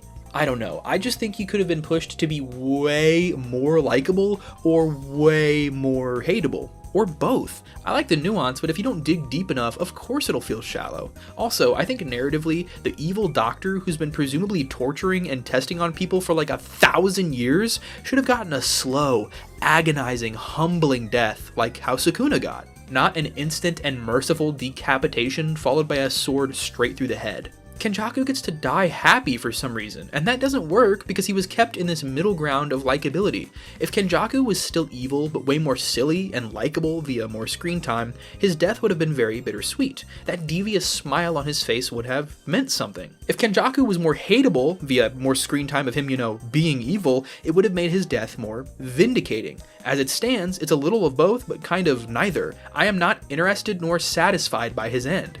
I just think it could have been so much more impactful, and it just wasn't.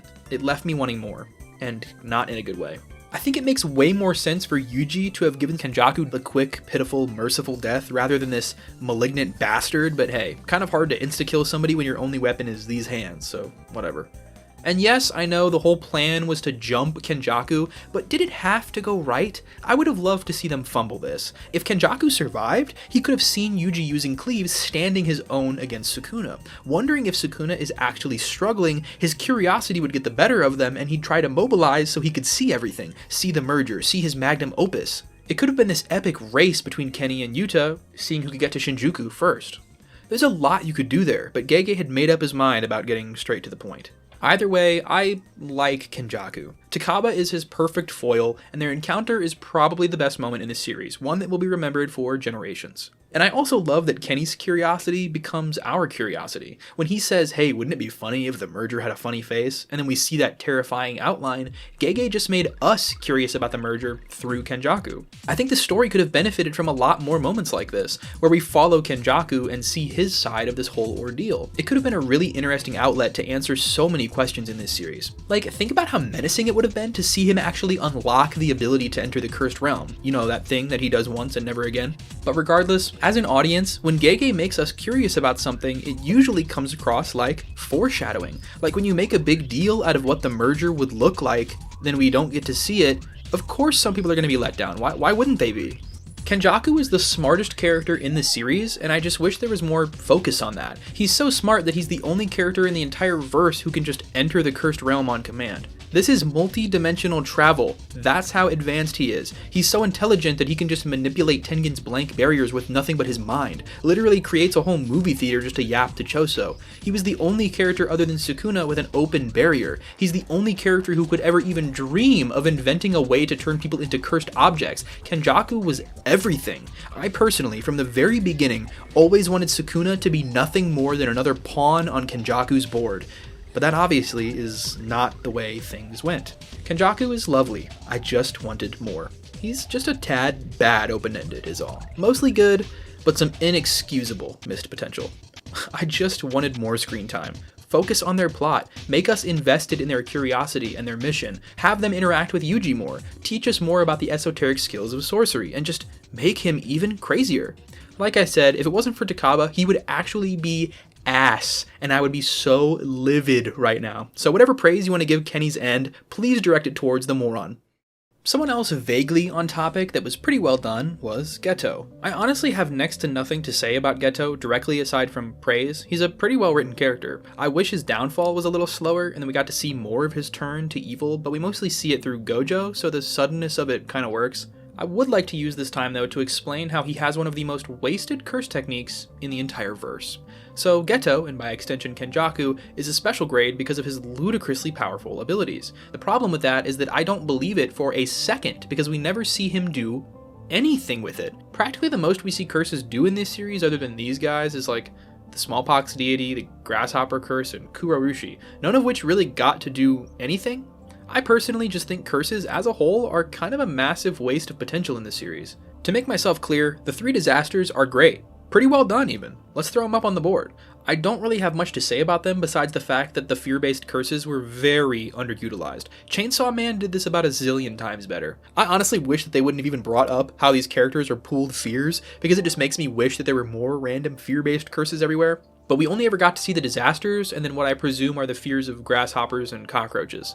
I just think this idea could have been expanded on more and explored more, but it's more of a missed opportunity than wasted potential. I could totally forgive that though if the other curses in the series got to do literally anything at all. It's so hard to be afraid of Kenjaku's curses when he hardly uses them offensively. He uses them mostly as meat shields, which doesn't even show how cruel and indifferent he is, because curses are inherently evil, so I don't care. I mean, hell, you could call him a good guy for collecting and killing these things.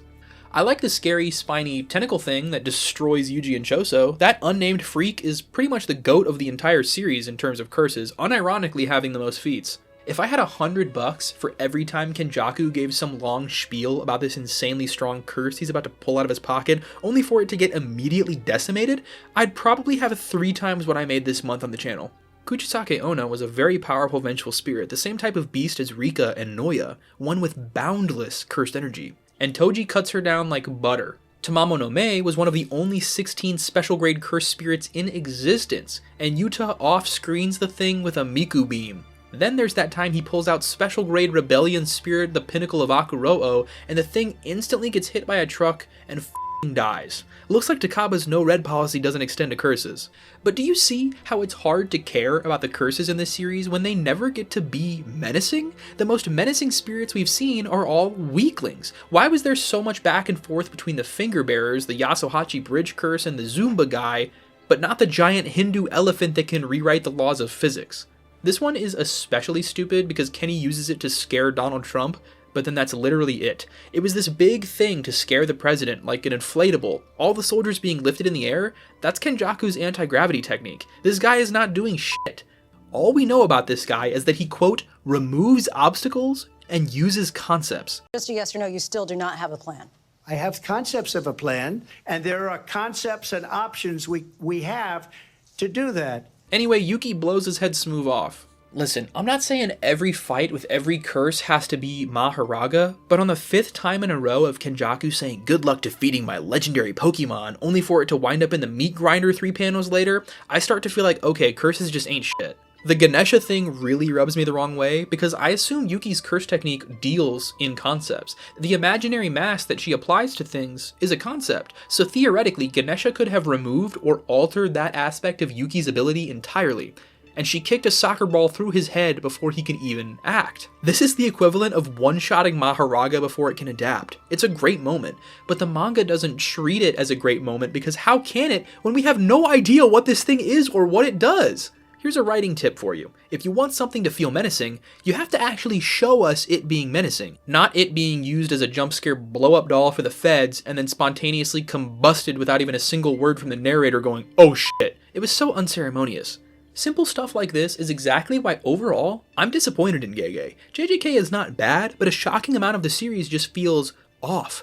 Like it feels like he was purposefully setting stuff up and then decided to just stop. So you expect one thing, and instead of getting something different but equally good, you get nothing! You lose! It's weird, but it's definitely a common theme throughout the series. He goes out of his way to set expectations really high, and then only sticks the landing like half the time. As a reader, it becomes insanely infuriating. Sorry, I'll keep going, but man does cursed spirit manipulation leave me wanting more. Can we talk about Choso now? Man, I love this guy. If everybody in this story was as emotionally vulnerable and nuanced as Choso, this might be the greatest manga ever released. It feels so good to be a Choso fan because Gege does not usually give a damn about giving you character moments if your name is not Satoru Gojo. But Gege really gave Choso so much, and just like his little brother said, it's the little moments that matter the most. You already know I'm going to have a field day much later in this chapter talking about Yuki, but all I need to say about her now is that she's constantly asking people what their types are to gauge their personality. A quirk that her protege Todo picked up too, of course. But there's this one moment in the series. Choso is hardly even conscious after completely opening the fight against Kenjaku. Yuki shows up to save his life and declares that she likes the rough type. This one text bubble enhances the entire story so much. It's the equivalent of a literary black flash. It's something you read and just can't contain your smile. I was kicking my feet reading that shit. Then, when Yuki is even nearer to death than Choso was and is getting interrogated by Kenjaku, she says, "Did you forget? I like a man who's hardworking and muddy." Hold up, his writing is this fire? I'm bringing this up because this simple dialogue makes this one of the greatest interactions in the entire series, using so little and making me feel so much. That is great writing. And that's not just my bias because these are my two favorite characters. I really do think Gege cooked here. This is a flawless little character moment, and the story could have done with about 500 more of these.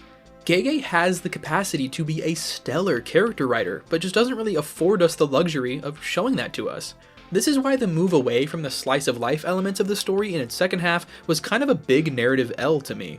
And by the way, for everyone saying that it would be like physically impossible with the serious tone and pacing of the end of the manga, we literally have characters like Yuji, Gojo, Hikari, Takaba for God's sakes. There's no reason the humanity and little moments of comedy needed to be entirely bled from the series. And it wasn't totally drained, there was some, but this is why Baka Survivor carries the Shinjuku Showdown. Sometimes the fights in this manga make me feel pretty much nothing, and other times I get goosebumps on my whole pink body, and I forget I even had a single complaint with this series ever. And yes, that's personal preference, but my personal preference is for well-written character interaction, so I don't really know if it's strictly subjective. Like, this fight just has more chemistry than a lot of other ones do. But I don't think I'm crazy for saying every fight had the capacity to be this good or better. Sometimes Gege pulls these little important moments off expertly, and sometimes it feels like he doesn't let any of the characters talk specifically to frustrate me. It's such a strange dichotomy for a story to have, and it creates this weird discourse where people are like, JJK isn't about interpersonal relationships, bro, nobody cares. Meanwhile, I'm over here like, yeah, sure, I get that, but this dude can write an absolutely beautiful character arc. If you can make the best goddamn Wellington on earth, why are you working at Arby's? Gege, I know you can write characters, please, write a BL next, or literally anything but a combat shonen, please. And if you do make a battle shonen again, give it some lower stakes, man, because you clearly don't want to do any world building. Back to my goat though. You might be wondering why I don't think he's perfect. And that's because I did not feel anything when he died. Kinda weird, right? He's my second favorite character, and I also wanted him to die, but I still didn't like it. Choso was not gonna make it. I've always known that. He said it himself. He killed innocent people for no reason. He could never be comfortable walking among humans again. He took the easy way out and feels like he needs to repent. Yuki grants him the choice to live on as a human instead of dying as a curse. He still found himself dying, yet in the most human way possible, sacrificing himself for his brother. But even though I liked it, even though he was one of my faves, I just didn't care. It was like not even top 10 Choso moments for me. It did not have the same narrative weight as any of the amazing moments with him and Yuki I mentioned. A few chapters later, I asked one of my friends when Choso was going to show up, and they had to remind me that he died. I think all my complaints here are at least partly because Yuji is not given a single moment to mourn Choso. Sukuna wouldn't let him. Yuji even says while looking around the scorched earth that it's hard to even think. Yuji had to stop thinking and just be entirely instinctual. This is what eventually allows him to pop his domain. So even though there was this running gag of Yuji calling Choso a terrible teacher, ultimately he did teach Yuji something, the most important lesson of all, to trust your instincts. It's hard for me to exactly vocalize why Choso's end didn't resonate with me totally, but it has a little something to do with the brother he never met. I have a bit of a love-hate relationship with Todo because he's an electric character, one of the best. Please don't think this tier list has anything to do with how much I like the character. It's strictly how well their potential was realized. Todo was close to perfect, but with no cigar. It probably would have helped if he, had an arc. He didn't really have much of a process other than be there for my bro, which is great. I just think he could have also had something specific he wanted to accomplish that could have been done. I don't know what it would have been, maybe something tied to trying to unlock new Shadow Style, because he knows it from Yuki, who stole it. So maybe he should have had a part in the story with Kusakabe trying to unlock it and yada yada, instead of haphazardly ham-fisting all that exposition into the last 2 chapters. There's 2 big glaring things wrong with Todo as a character to me, and that's his relationship with Choso and his relationship with Yuki, both of which, if you haven't noticed, are completely non-existent! Starting with Yuki, I can't be the only one baffled that they never got a single scene together, right? Not counting the very first time they met when Todo didn't speak a word on camera and was also like 7. This does not count. If I'm not mistaken, this is the only mentor and disciple dynamic in the series. Yuki wasn't Todo's teacher, he wasn't even a student at her school. Their dynamic is much more of a parental or older sibling type. Yuki is probably Todo's legal guardian at this point, but despite that, they never got a scene together. Not even in a flashback. Star Wars but Obi-Wan and Anakin don't ever talk on screen. One Piece but Luffy and Shanks never talk on screen. Wait, that one's kind of real, but at least it's on purpose. There's no reason for Yuki and Todo to have never shared a scene, and it breaks my heart that they didn't. Especially because of this. This is Garuda, Yuki's cursed tool. You heard me, cursed tool, not a Shikigami. This is very clearly stated. Garuda is a sentient cursed tool, which has been imbued with her technique. And if we know anything about cursed tools, it's that they don't just go away. Monk Genshin has been dead for centuries, yet his prison realm still exists. So even though Yuki got split, Garuda should 100% still be alive. Gege literally made the incredibly deliberate choice of specifically mentioning Garuda was a tool, so duh, it's gonna come back. I think you know where I'm gonna go with this. Where is Garuda, and why isn't it with Todo? This stupid little worm could have fixed everything. Seriously, everything. Hear me out now, revisionist history. Instead of Todo showing up 5 milliseconds after Choso died like it was a tag team match and having that, frankly, a little stupid vibroslap on his hand, he could have showed up with Garuda before Choso died to back them up. You can still kill Choso, but this time have him save both his brothers. Have these two men that we love so much finally meet, and arm in arm protect the little brother they both care for so deeply. This would have been a much more entertaining fight. We'd finally get to see all the bros together. The tension wouldn't be broken by this fucking thing. It would have given Yuki and Todo something in the narrative to share for once, because God forbid they get a single scene together. And, by the way, like I said, Garuda would still be totally busted because it's still imbued with Yuki's technique and could still make itself as heavy as it wants totally at will. Todo could have made it a target for his boogie woogie, and they alone would have been unstoppable. But Yuji, Choso, Todo, and Sukuna all playing ball with Garuda like a kid's soccer game to the death? It would have been perfect. It would have wrapped JJK's theme of brotherhood up with a neat bow, and possibly could have given Sukuna a brief moment of humanity as well, finding literal joy in playing this deadly soccer with his band of brothers. It could have paralleled the beautiful moment of Kenjaku finding joy in playing with Takaba. I just really think that if JJK was supposed to have themes of brotherhood and the collective overcoming the individual, it would have been really cathartic to see the three brothers jump Sukuna one more time in the ultimate beatdown. Brothers beating up the guy who ate his own brother out of sheer greed, it would have been something very special. Much like Yuki said, ugh, I hate talking about what might have been. When Todo talks about who he was able to grab from Sukuna's domain, he says that he couldn't save Choso or his brother Yuji. The fact that he doesn't say, my two brothers, shatters my heart. It's one of the biggest pieces of wasted potential in anything I've ever read or watched or interacted with. What the hell were you thinking, Gege? And why is Todo such a gruesome victim of the narrative? Despite really despising all the ways that he was held back from having any sort of powerful emotional connections in the series or any kind of arc, I still adore Todo and think overall his character wasn't a flop. He wasn't a mile from greatness or anything. He's wildly important to Yuji and the story as well. But really, he had all it took to be the greatest, most realized character in the series, and it's like Gege just spat all over that. Despite this unsaid hatred for the poor dude, when Todo is on screen, Gege treats him well. Every Todo moment is great and expertly crafted, and it's really what keeps him from winding up in a lower tier. A moment I didn't even flinch at week to week, but really liked on reread, was this moment where Todo scales Jacob's ladder faster than Sukuna just to tank a hit for Hana, protecting her from this lethal blow from Sukuna. Such a badass moment. Todo is a beast, and there's nothing he loves more than women. If only there was like a woman character who was vital to his story, you know? That would have been cool. Speaking of strong women and moderately well-written characters, we finally reached Maki. So just straight up, Maki is like top 5 best written characters in the series. The problem is that that isn't always the case. And what I mean by this, in its simplest terms, is that Maki was perfect until she completed her personal goal. After Maki beat Noya, if you asked me if she was a good character, I'd tell you she was second only to Gojo.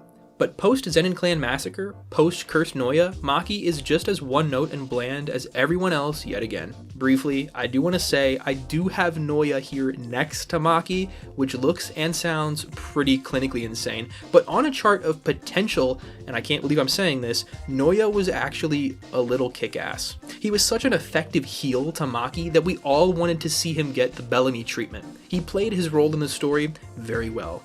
No, I don't like him at all. Please, for the love of God, remember what this tier list is actually trying to accomplish. It's not how much I like them, it's not how well written they are, it's how well Gege capitalized on their existence.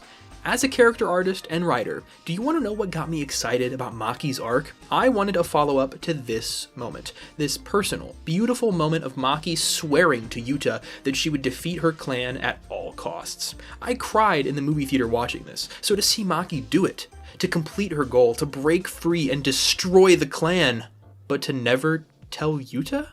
It feels weird. Them having this conversation, Maki telling Yuta that she did it, Yuta asking her how it felt. We know that this did happen. Gege just didn't show us. Why? As a fan of Tarantino movies, I love revenge stories. Gege clearly does too, because this massacre is the most obvious and blatant reference to Kill Bill that you could possibly make. And this homage makes a lot of sense. Much like the bride, Maki is out looking for revenge. Spoiler for Kill Bill, skip like 20 seconds if you'd like to avoid it, but the reason that this revenge movie works so well without a contemplative ending is that we really, gratuitously, saw how the bride was wronged. She really finds herself again over the course of her journey and finds her daughter, something that gives her a new purpose. What a well-written arc. Maki's character in the entire second half of the series is in reference to the bride, but doesn't have anywhere close to the same level of impact because the lifetime of torment given to Maki and Mai was told to us, not shown to us.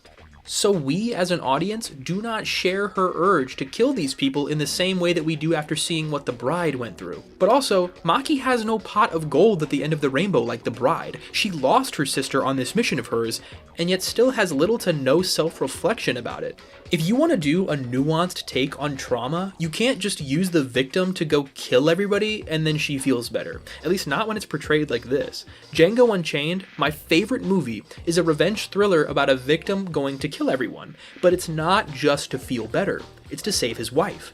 Also, once again, we very graphically see the torment that he went through, and so all the pain and the death feels very justified. More than justified, it feels like justice. This is how a revenge story should feel. This is called vindication.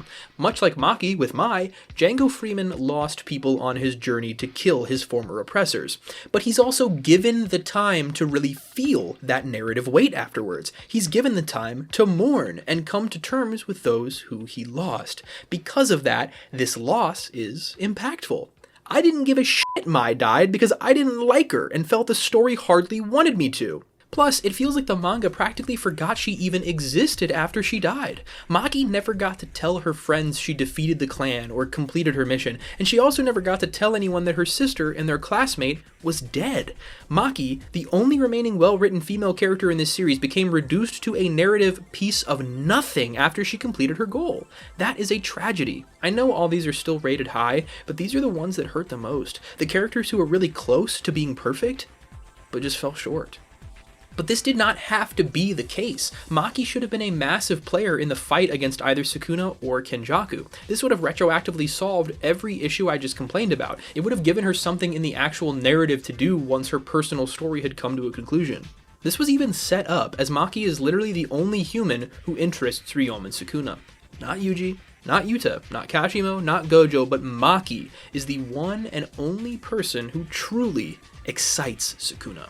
The reason for this is that Maki, in a way, is his natural foe. Sukuna recognizes the monster in her, but also notices that she is his antithesis. He is everything cursed energy is, and she is everything cursed energy isn't. They are on opposite sides of the strength spectrum, and so Sukuna was excited to see which side once and for all would come out on top. This is all super interesting. Are we going to get some big crazy back and forth between the embodiment of curses and the embodiment of humanity? Oh boy, I'm excited. But Sukuna literally got the equivalent of a random crit and sent Maki flying into hopefully a better manga, and she never got to do anything in the story ever again. By the way, her being the embodiment of humanity, that fell onto Yuji's shoulders. There goes Gege again, ripping something from the hands of a woman and handing it to a man.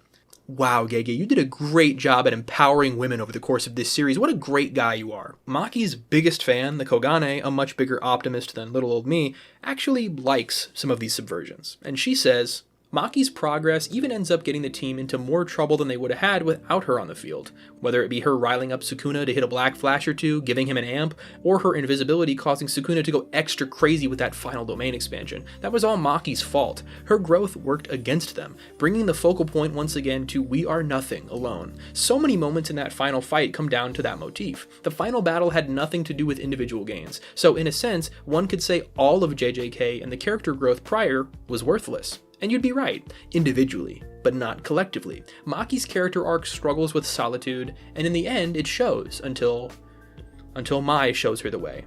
First with Daido, then to save Megumi. Maki is alone for sure, but Mai is still holding her hand. I agree with what Liv is saying here, but I don't agree with how Gege set any of this up. Yes, I agree about this strength in numbers thing, but there's a dichotomy here, because we also know that every sorcerer dies alone. This relationship between being strong and having the luxuries of a social life is a big push and pull in this series, and in my opinion, Maki kind of got neither.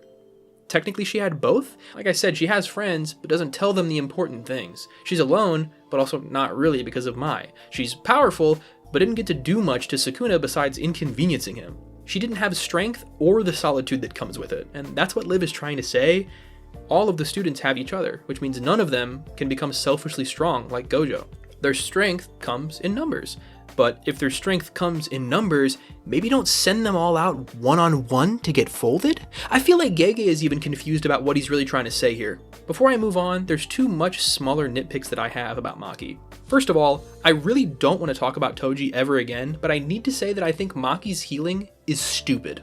Because of her enlightened state and awesome heightened body, she can heal herself, I guess, like completely in 5 minutes with her normal human body, not through RCT, just her cool body. It's not that I think that that is necessarily stupid, but it felt stupid at the time because it wasn't set up. Typical Gege. The issue could have been solved in a single panel. When Toji was fighting Geto, have Geto slash Toji across the face or something, then show his body quickly healing that cut. This is how you set something up to come back later and have it feel natural. And it would have gassed up Toji, which we all know is the cat's pajamas. And my second, much bigger complaint is about two of my favorite characters, Daido and Mio, also known as X and Machina. Oh, Maki is struggling? Good thing this guy that got his powers 5 minutes ago just showed up and also happens to have a hyperbolic time chamber that she can train in. Like, what? This has got to be the worst plot convenience in anything I've ever seen. It completely took me out of the fight and also felt like a total cheat code. Like, really? You're gonna have Maki do all this cool self-reflection and badass stuff and then have a man show her how it's done? Are you kidding? Maki defeats her whole clan, but still feels weak and that she'll never live up to Toji, a man. She's fighting a sexist, abusive man. Everything in her plot is rooted in gender. So I wanted her to, overcome these struggles herself instead of having two men come save the day? Remember when JJK had a really well-written female cast? Yeah, me neither, not anymore. There's this weird moment in chapter 209 where this army dude says to this female soldier, "Hey, what's up, bronze medalist?" And she responds with, "Oh, but I'm a gold medalist for women." What? What does that mean? Gege, what are you trying to say? That the US military is so sexist that even this woman is trained to think that way? Call me crazy, but I think that might be thinking too highly of Gege. That would be him actually, having something to say. I don't want to believe that Gege is purposefully against women here, but at the same time, if I had to use one word to describe the female cast of this series, it would either be wasted or useless, which I don't think I should have to tell you is not a sign of good writing. Oh wow, this script just hit 50 pages, so I'd like to pick up the pace here, starting with a trio of Culling Games players. Much like this whole tier, these guys sure were written almost well. Higuruma specifically stands out to me as a really wonderful and memorable character, but why did he live? I mean, if you're gonna kill Choso for killing people, this guy has caught quite a few bodies himself and gets off scot-free. I mean, you make a whole guy whose thing is law and justice, and then you make him receive virtually no consequences for his actions. Awesome. checks out. I also think Higgy's domain was a big wasted piece of potential. In the Iceberg videos, I really hyped it up because I thought it was going to be used to show us ancient crimes from Kenjaku or Sukuna, maybe even revealing what happened to Jin in the process. The reason I thought this is because Judgeman can see things Higuruma didn't. Judgeman is omnipresent. He's aware of every crime you've ever committed, even if you were all alone. But the coolest domain in the series was reduced to nothing more than a way to knock a stupid dagger out of Sukuna's hand. Nice! This not only shows us nothing interesting, it also completely squanders Higuruma's domain and means Yorozu died for nothing. This is just so satisfying, isn't it? If there's one thing Higgy did right though, it's that along with Takaba, he's a real big thing keeping this series from feeling so typical. Even in something wacky like One Piece or JoJo's, it would be crazy to put the big bad on trial in the middle of a fight. Once again, I just don't think Geki did anything interesting with it at all. For Kashimo, it's a little bit of a different complaint. The dude was just not strong enough. He was hailed as basically the Gojo of his time, a man so powerful no one in his natural life could take him down. Even if this fight was going to be super one-sided, the parallels between Kashimo and Gojo had already been made, and Gojo lasted for quite a while, so people were excited for a pretty engaging fight.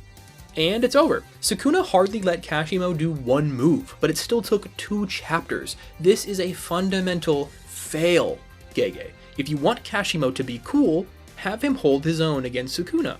If you want Sukuna to be cool, have him one-shot Kashimo and everyone else be instantly shaken to their core. What you don't do is some random bullshit in the middle, giving us 2 chapters of this pointless, helpless squabble for nothing. Hyping Kashimo up for nothing, then off-screening him. This is not how you write. Gege vacuum sealed and sucked out every drop of impact this scene had by pulling some shit like this. Either have him fight hard and still lose to prove a point, or have him die instantly to prove a point. You can't have your cake and eat it too. Also, the one-time technique thing is kinda cool, but I can see it for what it is. An excuse. It's an excuse for Kashimo to be on Sukuna's level, quote-unquote, without insta-killing Hikari 60 chapters ago. It didn't happen because it should have, and it felt right. It was written this way because it feels like Gege is trying to write himself out of a hole. We will definitely see more of this behavior later. And Reggie. He was cool.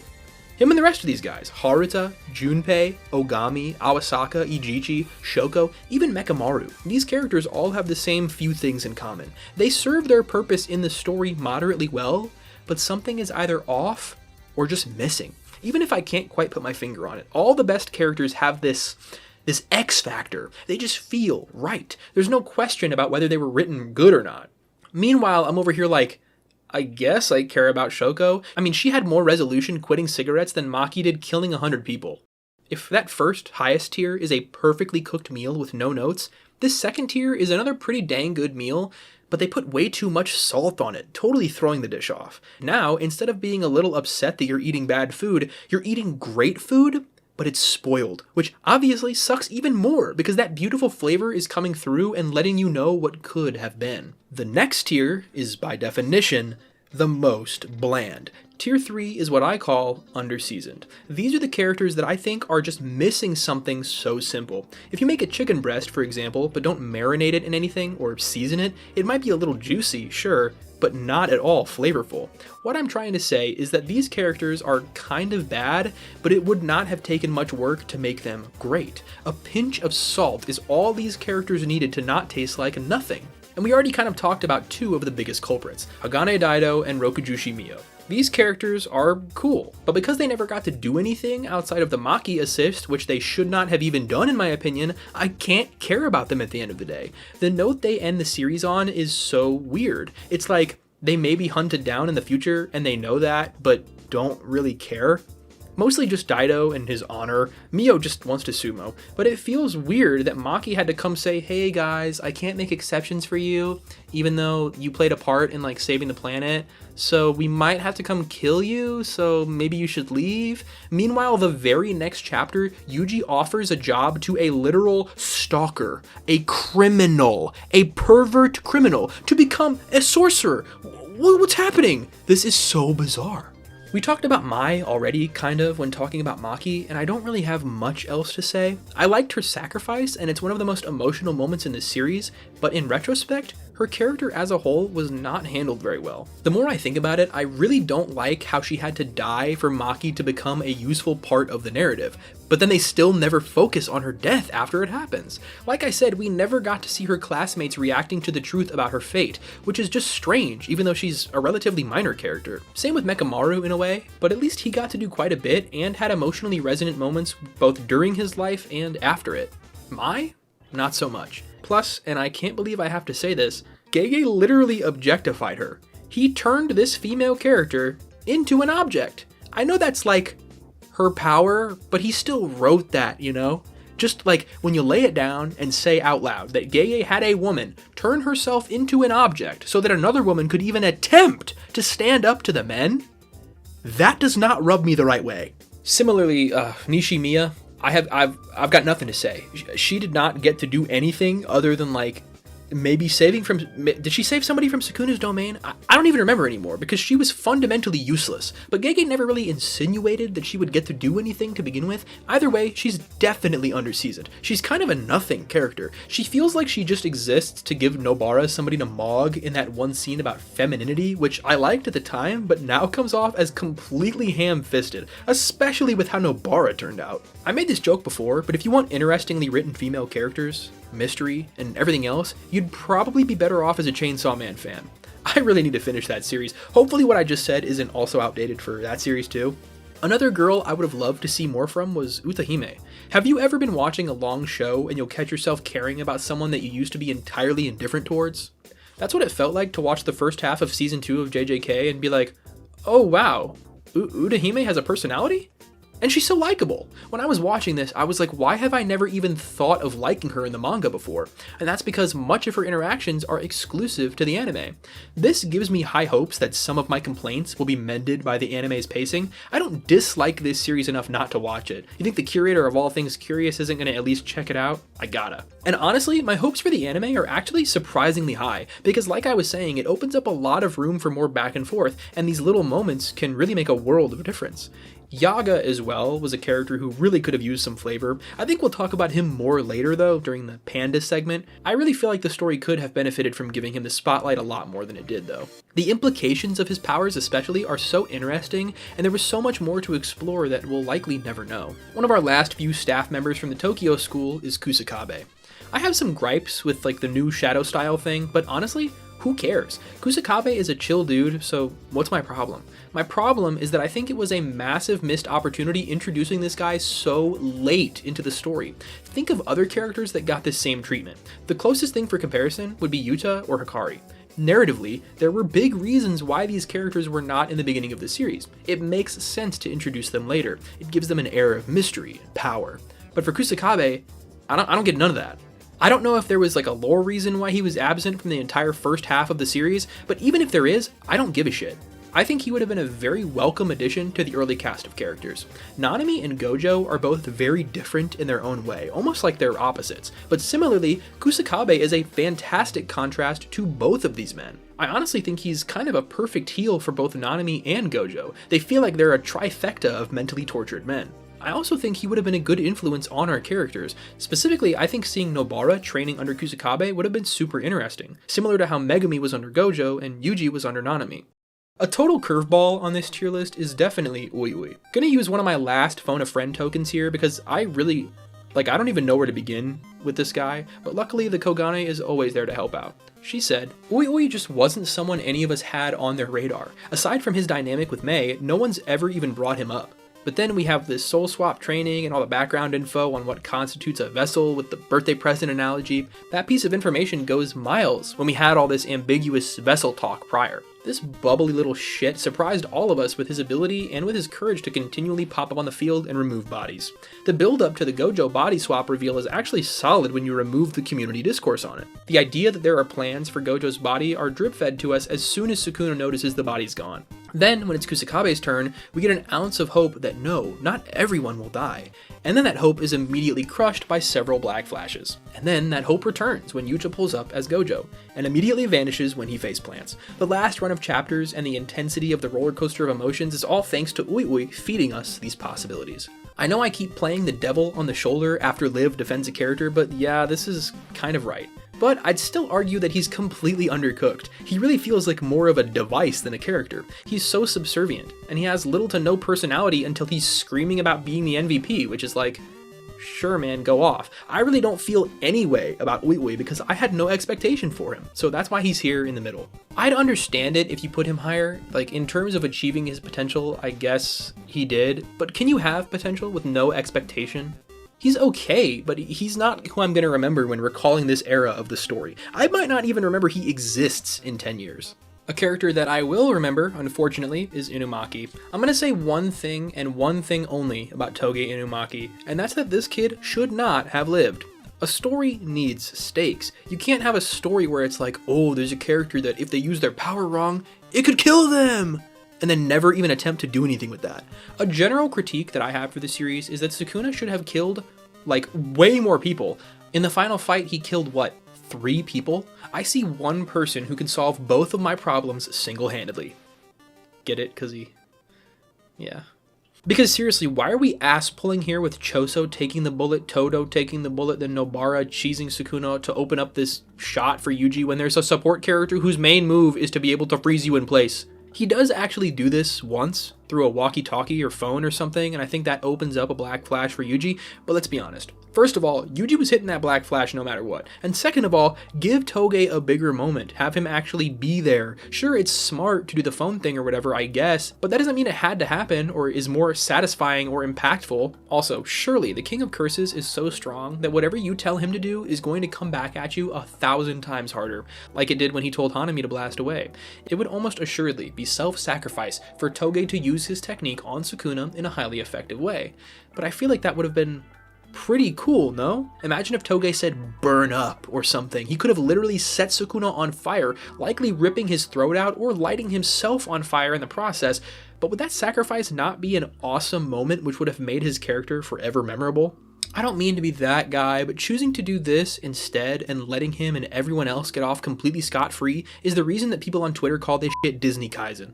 Also, by the way, I'm not really going to go into it, but the way Inumaki lost his arm is the stupidest thing I've ever heard. You could maybe convince me that it was almost cool or made a lick of sense if you had a single panel of him narrowly escaping the domain, but Gege is on that tell don't show style of writing, which I hate more than death and taxes combined. I've got very little to say about Kamo. He was a little interesting, and that's about it. Underseasoned. If I sat here for 15 minutes, I could probably come up with something I wish we would have saw with him, but it's literally not worth my time, and that really sums up what kind of character he was. Haibara is another character I have next to nothing to say about. I mean, I like everything we got with him. I thought he was a sweetheart, but I would actually understand why he had fans if he was a bit more of a character. Many times Gege's characters can feel more like devices for other characters to interact with, and I definitely see that in Haibara. Mario and Luigi here already had a Wario, but we needed a Waluigi, so they just made this guy up. He's an optimistic little double for Nanami, but that's kind of all he is. Underseasoned. Ino, who's probably my favorite character in this tier, I admit is still really bland. And Miguel and LaRue, despite looking like JoJo's characters, could not even dream of capturing an ounce of the charm that even the stupidest JoJo's characters have. Uro, Charles, Hazanoki, I loved all these characters during the Cooling Games, but just wish that they would have gotten to come back and play a bigger role. I wouldn't have minded seeing these guys in the fight against Sukuna. Why the hell would they help? I don't know, but Gege wrote the story, you know? He could have given them these things called motivations?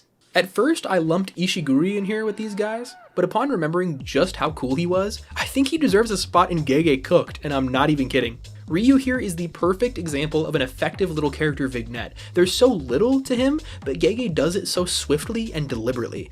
Just in a few chapters, we see his entire worldview, we see how it shapes him, we see him in his past life, we get many beautiful moments that shape him into who he is as a person, he gets an amazing spectacle of a fight, and he goes out in a terrifying, impactful, memorable, effective way. Ryu Ishiguri is one of the most well-executed characters in this entire manga, and is a prime example of why I think a proper death, as Yuji calls it in a narrative sense, can really make or break a character. There's about 10 or more of these characters I've talked about today that did not need to survive, and the story would have literally been better with them gone. And I'm not even trying to be a doomer. We literally just proved that a death like this can elevate a character to a whole new degree. And as long as you write character interactions well, that's not going to get stale. And it's all in service of making Sukuna scarier, which is important. Speaking of Gege's selective ability to write character interaction, we have Jin and Wasuke Itadori. So Wasuke is actually pretty good. I could move him up a tier, but we're already here and I don't care.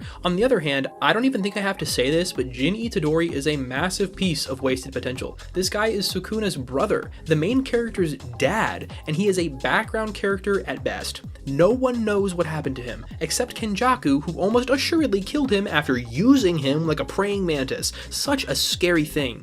Wish we could have saw it. If only there was a character who could let us see into the past crimes of people, right? And if only that character was always around Yuji, Kenjaku's son, who could see this live feed and see what happened to his father. Too bad. I believe there is still a piece of Jin's soul within Sukuna from back when he ate him in the womb. Maybe it's the last piece of humanity that guides his decisions in the end. Because having a twin and eating him is Sukuna's origin story, Jin Itadori is literally the only reason that anything in this story happens in the first place, yet he isn't present in this story in any meaningful way. Seems like in this manga, one twin really does have to take the fall for the other one to be well written. Okay, so Editing Moth coming in with a small interjection. Gege just revealed in a chapter extra that Sukuna is actually Wasuke's brother, not Jin? Meaning Sukuna isn't Yuji's uncle, but his grunkle? Now I want the audience to know, I did not make a mistake. This is a retcon. As in chapter 257, Sukuna says that the person Kenjaku paired up with must have been his brother reincarnated. Nearly a year later, we get told in a volume extra of all places, after the series is already over, that this is not the case. This piece of information honestly just confuses me and doesn't really change these two guys' positioning in the slightest. If anything, it cements them both as completely undercooked. I seriously don't even know how to process what this means for Wasuke as a character. Like I said, this choice is just confusing, so I'm not going to waste my brain power dwelling on it. Don't retcon things in chapter extras after the series is over. I can't believe I have to say that out loud. The final character I think could have used some much needed salt and pepper is another wild card, Fusion Beast Agito. All I really need to say is that every Shikigami in this series that isn't named 8-handled Sword Divergent Sila Divine General Maharaga has a serious aura deficiency. And it's not because Agito or any other curse isn't cool, I absolutely love this thing. It, along with the bug suit, may be my favorite character designs of all of Akutami's work. So of course, I really wanted to love this thing, but because it gets introduced into the story against Gojo, it's hard to see Agito as anything but fodder. It's exactly what I said about Ganesha. We need feats, not words. You need to show, not tell. Good manga use actions and don't always rely on the narrator to say, "Wow, this thing is really crazy, guys. Trust me, you do not want to mess with this thing." You know what would have been a great time to use Agito for the first time? Setting the stage for just how dominant this 2v1 strategy is? Yorozu. Bug Suit versus Agito would have been the greatest moment in the series. It would have given Yorozu more importance and more screen time, and also it fits so neatly within the narrative because Sukuna was only using the 10 shadows against her, so unlocking it here makes more than enough sense. Before Gojo dispatches Agito, he says to her, "I've been thinking for a while. You're not strong enough to be here." Do you have any idea how much harder that line would be if we as an audience knew just how strong Agito was, instead of just guessing? If we had seen her dominate someone powerful like Yorozu not too long ago, we wouldn't have to guess. And she was going down anyway, so who cares? It's not like Sukuna would have been on the ropes and needed to pull her out. It would have been just for fun. Maybe he should have summoned her instead of Maharaga to destroy the perfect sphere. Or, like I said earlier, bring her out against the bug suit. Yorozu would have been like, "What is this thing? Fight me yourself, dude." And Sukuna would have been like, "I'm testing how strong my Pokemon is on you." And that would have really pissed her off. It could have been a great moment. Get used to hearing that because it's only downhill from here. This is where stuff starts to get a little rough, though. We've seen who Gege cooked, who was pretty well done, and who you could definitely call underseasoned. But these last two tiers are venturing into inedible territory, starting with raw. This is more than undercooked. It makes you sick, reserved for the characters that I'm still upset about, still raw about. While the coals are hot, I think I need to talk about my favorite character in the series, Yuki Tsukumo. I've talked before on this channel about how I like her because middle-aged women who are insane scientists is my favorite thing in the world. but the reasons for her being my favorite are much deeper than surface level. My cat just sneezed, could you hear that?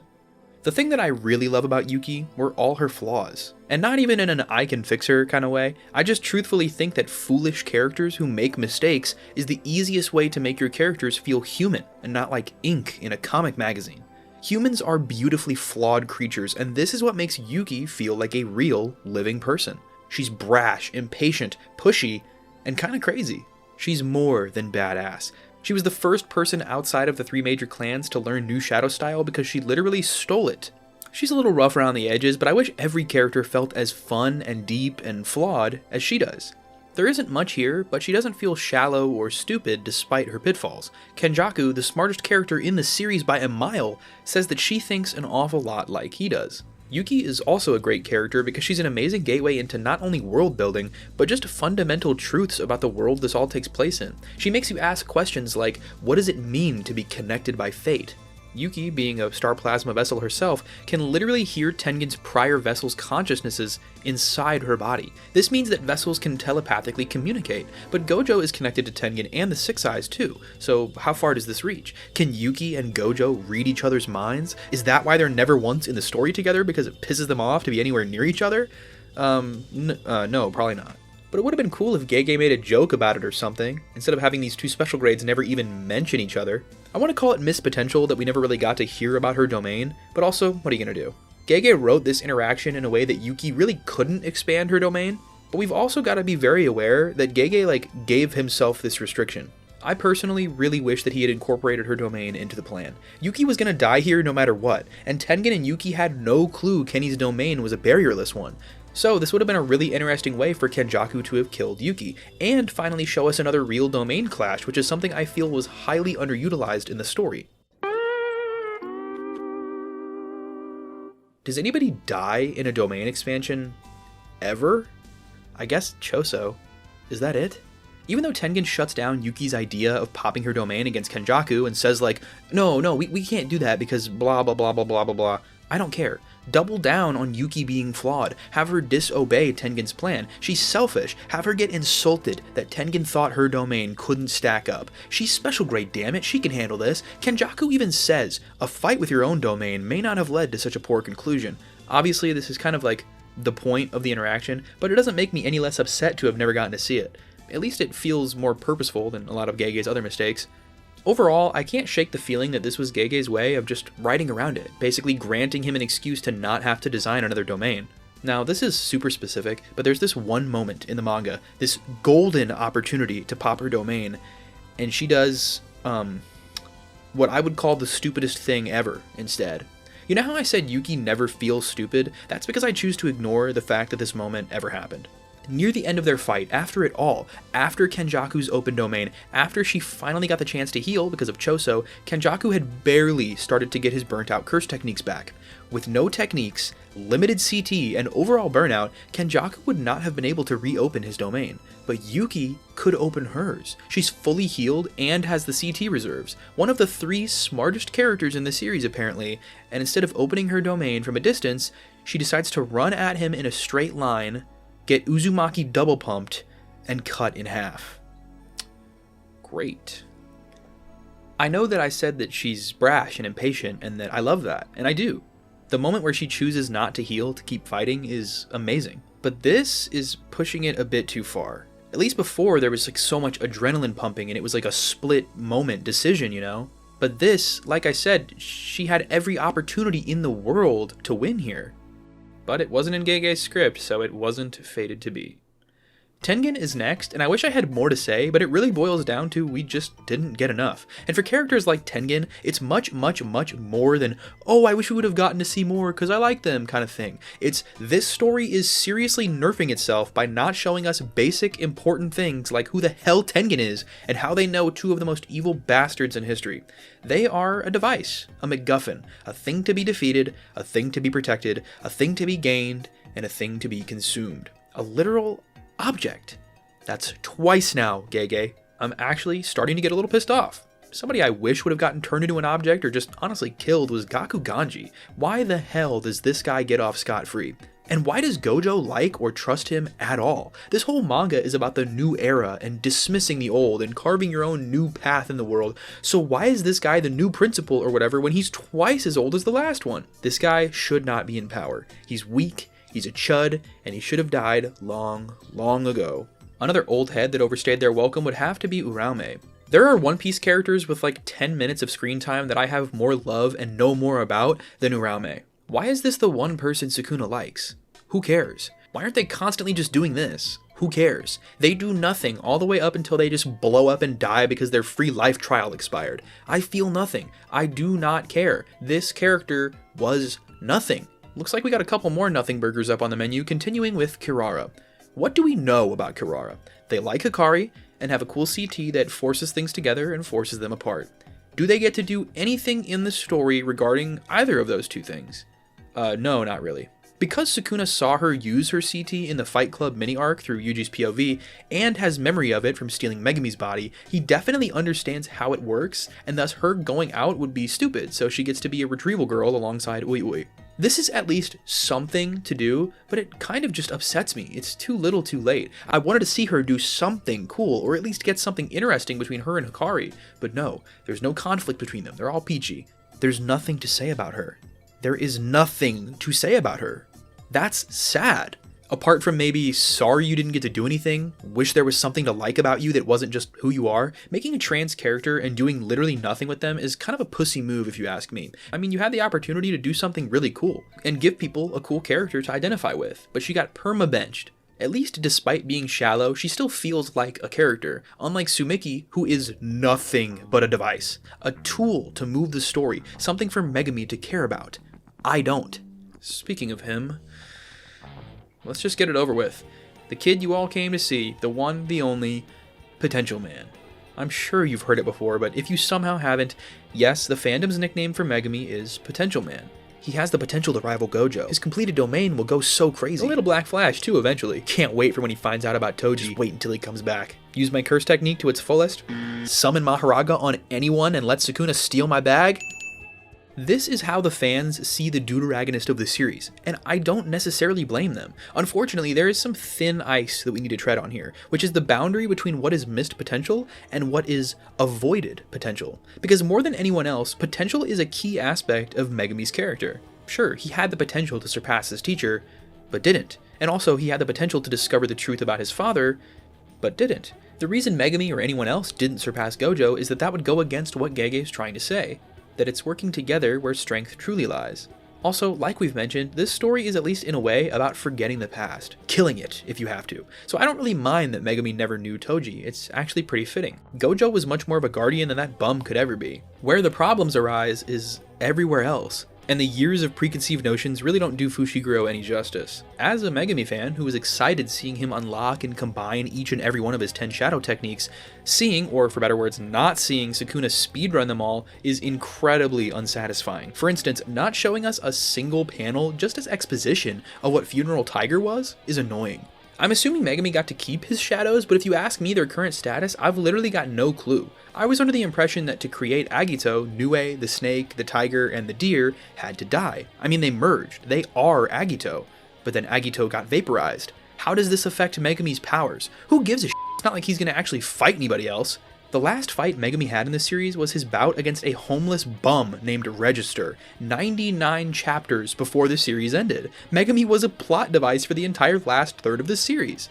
He got his potential robbed from him by Sukuna, but instead of feeling violated, he kind of doesn't care. Megami must be a big hit with you Nothing Ever Happens, folks, because boy does that ring ever so true. Despite his soul taking the full brunt of Unlimited Void, and Sukuna getting massive amounts of brain damage and cranial bleeding in his body, Megami gets out of this with zero consequences apart from some cool scars.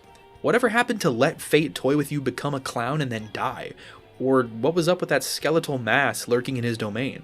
Everyone thought this would eventually be elaborated on, but it wasn't. It could have something to do with this big creepy domain Sukuna does later with his powers, but I honestly don't care anymore. It's too late. How can I bring myself to care about the little details when the broad strokes are this rough? I really don't like how Sumiki was handled, which is an immediate massive blow to Megami's character.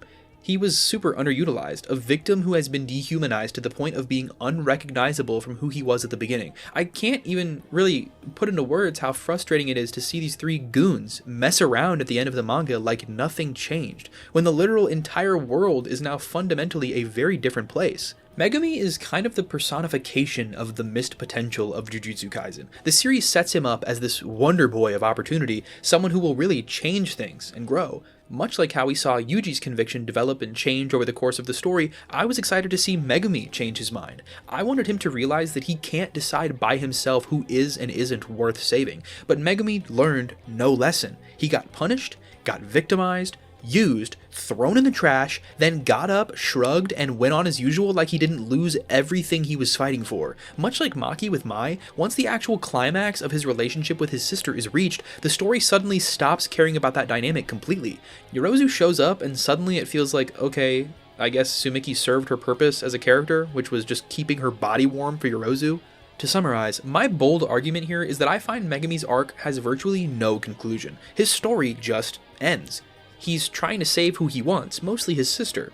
She dies, now he saves nobody because he does nothing and has nothing and is nothing. He's just a neat cog who will keep doing whatever Gaku Ganji says until some B-grade curse kills him, or the feds show up, or whatever the hell the manga should have set up but didn't. Awesome. This is so well written.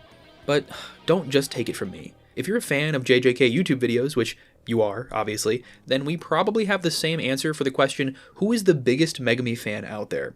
And the answer, of course, is Broken Ronin. I reached out to Ronin and I asked him if he thought Megumi was even close to living up to the potential that he had as a character, and his answer might shock you. The short answer is no. I don't think Megumi lived up to his narrative potential. The long answer, the one I presume you're looking for, is that Megumi's relative importance thematically and in relation to the two main pieces of the story, Yuji and Sukuna, sort of just fell off a cliff after chapter 213, and I think that's for a few reasons. One, the crux of his motivation was half-baked. Not knowing, seeing, or hearing a version of Sumiki that existed in any current form severely hurt his ability to be sympathized for, and all of his lack of will to fight. 2. No conclusive battle. Megumi's final fight in the entire narrative is against Reggie, which is really frustrating to think about. Don't get me wrong, the fight was great, but I don't think it's one the deuteragonist of the story deserves to go out on, in my opinion. His connection to Sukuna felt sorta just dropped, and while he does contribute with a clutch shadow towards the end of the fight, once again that just isn't enough for a character that I always felt was propped up to be as important as he was supposed to be. 3. No real growth. Reaching his physical potential, as far as I'm concerned, was important, mainly because it would be emblematic of mental growth, changing from the self-sacrificial and overly dependent kid he was at the start to a more mature and capable jujutsu sorcerer by the story's end. That sorta just doesn't happen. In terms of mindset change, the last time that happened in a big way was Origin of Obedience, or maybe early Killing Game if you're being generous.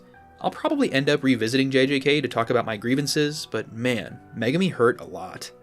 Me too, Ronin. Me too. The only other thing I've got to say are that fights in a series like this are important. Main characters need to be challenged, not just physically, but mentally. What I mean is that there is a certain importance in the art of the matchup. In Cowboy Bebop, there's a lot of villains that Spike fights, but there's always some of Spike in the villains that he fights. Vicious is the yin to his yang. Andy is him but in a different light. Vicious is a man who shares his same curse. Every fight in this series isn't just a fist fight, it's a battle of ideals. It's always interesting to see how the two characters play off of each other. In One Piece, every single Straw Hat has dozens of these moments. Luffy vs. Crocodile, Zoro vs. Mihawk, Nami vs. Khalifa, Usopp vs. Perona, Sanji vs. Absalom, Chopper vs. Dr. Hogback, Robin vs. Black Maria, Frankie vs. Senior Pink, Brook vs. Ryuma, Jinbei vs. Akainu. These fights are not good because they're cool fights. They're good because they tell us something about our characters, whether it's showing us their dark side, their humanity, their counterpart, their opposite, something. This is what main characters need in a story: direct, valuable conflict, something Megumi does not get. What does Megumi's fight with Reggie tell us about Megumi? It's not that there are no diametrically opposed fights in JJK. Gege can do this. Yuta versus Kenjaku, Gojo versus Sukuna, Kenjaku versus Takaba, Kenjaku versus Yuki, and of course Yuji versus Mahito, the very best. I'm not going to sugarcoat it though, it's completely terrible that Megumi and Nobara never got this. Keeping it raw, we've got our third leg of the potential table, Nobara Kugisaki.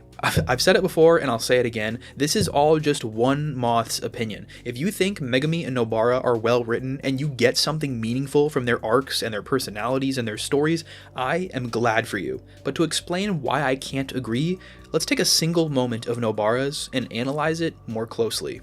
When Momo and Nobara are fighting in the exchange event, they have this conversation about what it means to be a woman in sorcery. Or honestly, just what it means to be a woman in society. Momo believes that women need not just to be strong, but also beautiful to be respected. Nobara, on the other hand, couldn't care less about gender as a concept and just does what she wants. Can you guess which of these characters gets sidelined and which one gets to stick around? Nobara was done so dirty. Think of how many competent brawlers there are in this series. How many of them are women? 3? And this is how you treat one of them? The tritagonist of the series? Once again, bringing it back to One Piece, based on her design, many are quick to call Nami a sexist caricature, but fans of the series know that this is not true. Nami, much like most of the women in One Piece, are powerful badasses, not because Oda is trying to make some thinly veiled statement about what women should or shouldn't be, they're just characters. To me, Oda does not treat women any differently from men. The men are cool because Oda wants them to be, and there's no difference with the women.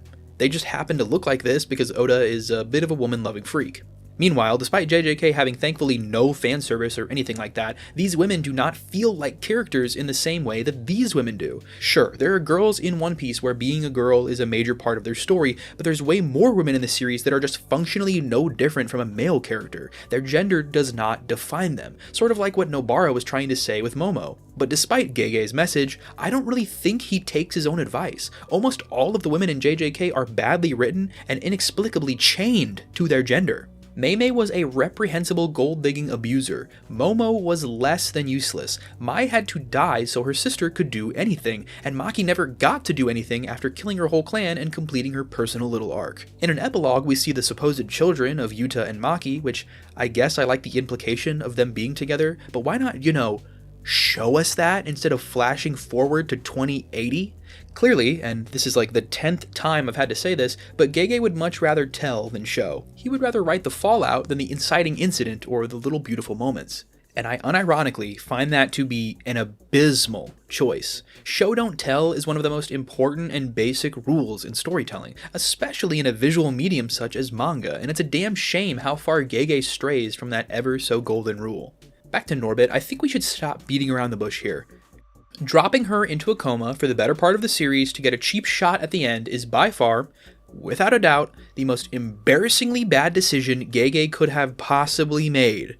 I would rather her be dead and never mentioned again than whatever this Disney bullshit is. Her inclusion in the Shinjuku Showdown is downright diabolical. But much like everything else I've discussed, it didn't have to be this way. Firstly, why was it kept hidden? I'm really trying to rationalize it and can only think of one thing. I think Akutami is trying to make Yuji the vehicle, the vessel of the story. And so we, as an audience, only know what he knows. But this is completely incongruent with the rest of the series. We don't just see things from Yuji's perspective. There were some months during the chapter releases where Yuji wasn't in the manga at all. So it's not like this surprise for Yuji had to be a surprise for us, the audience. The decision not to just have a single panel during the Culling Games of Nobara's comatose body on life support makes this whole thing feel like bait. Not only this, but it shows a massive, and I mean massive, flaw in Gege's writing style. We'll go more in depth on this in Chapter 3, I believe, but for now, what I want to say is that Gege messed up. He wrote himself into a hole, and this 6-foot hole he finds himself in is marked with a grave that reads, "Here lies the bencher." What happened, if I had to guess, was Gege realized that he made his characters a bit too powerful. Because let's be honest, even though Sukuna is very strong, all of our main characters should have destroyed him. Don't Move plus Resonance plus Soul Splitter plus Double Cleave plus Jacob's Ladder plus Black Hole plus the Executioner's Sword plus Hikari existing at all, etc, etc, etc. So this left Akutami with 2 jobs.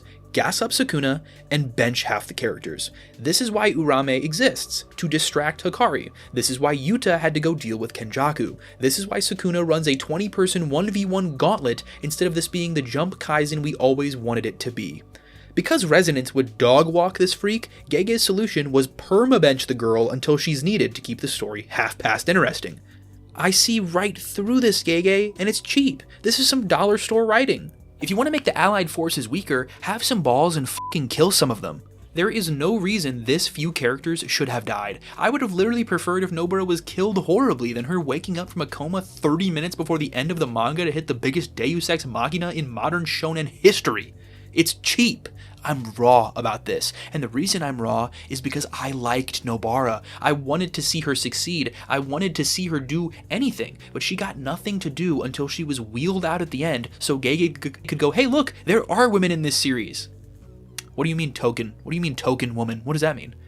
Before I move on to Boy Wonder and his 11-year-old girlfriend, I want to talk about the word of the day once again, interpretation. My all-time favorite through line in season 1 of this series was the trio's conviction. Yuji is a cog who tries to help others. Megumi saves those he wishes to, and Nobara is just looking for a place to feel wanted, but her walls are built rather high, so if you want to take a seat next to her, you better bring your own chair. Surely, Gege over the course of the story will test these convictions and make all 3 of our protagonists question the words that they live by. Well, Yuji did, but these 2 dumbasses were asleep half the story. And that's why only one of them is written almost well, and the other 2 are down here in the boiler room of hell. Norb is decidedly lower than Meg though, because unlike him, I don't really feel anything towards her story. I like her conviction, but nothing was really done with it other than her opening up ever so slightly. I don't think the Sayori stuff was done all too well, or given enough time to breathe, and she even got an epilogue segment which confuses me. Nobara goes and actually confronts her mother that Gojo told her about in his parting letter. This is antithetical to the series. Why does Yuji never interact with Kenjaku in a meaningful way, and Megumi doesn't even know Toji exists, yet Nobara and her granny totally pwn her pass-around mom to feel something? It makes zero sense. This is bullshit.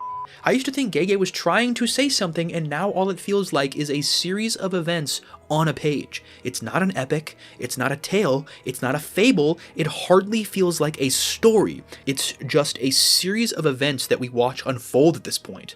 Forget being tightly sewn together, this is a spool of cheap string wrapped around somebody and called a sweater. It's bad. I like Nobara, and that is why I hate Nobara. I'm raw about it.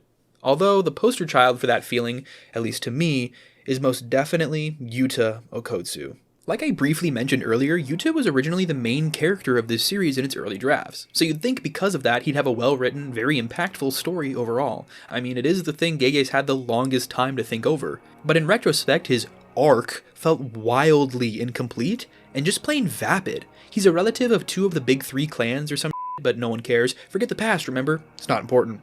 But what about when Gojo says, you might have been born even more blessed than me? It'd be pretty lame if you didn't take advantage of it, in regards to him being a relative of both the Fujiwara and Sugawara clans. Is that foreshadowing that they might be even a little relevant? No, it's just imaginary gas to make you think Yuta is a little bit cooler. But remember, we gotta ignore all that past stuff or whatever to prove some point, so let's just forget that forever and move on to something actually worth discussing. Okay, we gotta talk about this. Yuta uses Kenjaku's CT that he copied to get 5 minutes in Gojo's corpse. Let's talk about the positives here. This is weird. JJK used to be weird. I like weird. This is dark. It's macabre. It's thinking outside of the box. Quite literally. I also think that this is feeding into the weird Ouroboros of being a monster. The reason Yuta stooped this low, despite everyone telling him otherwise, was because he felt guilty. Guilty that his teacher had to become a monster to step up to Sukuna. Yuta thinks, I can't let Sensei be the only one who bears the weight of becoming a monster, but what Yuta fails to realize is that he's already entirely surrounded by monsters. Yuta thinks he's so special, but he is not the only person here with the by only means necessary attitude. The reason I compare it to an Ouroboros is because it's definitely a cycle. Gojo himself secretly feels that he needs to be more of a monster too. When Yuta asks him to let them help, he even says that he's trying to catch up to Suguru, and what he was willing to sacrifice for his goals. He was a true monster. But those details are where what I like about this interaction start and stop. Yuta had 5 minutes to make himself a monster. He's already become a freak by stealing his teacher's dead body, but to become a monster, he actually has to, do something. And he doesn't. He kind of just ends up looking like a total chump. Yes, I like the series to be weird, but this is a really, really strange turn for Yuta's character.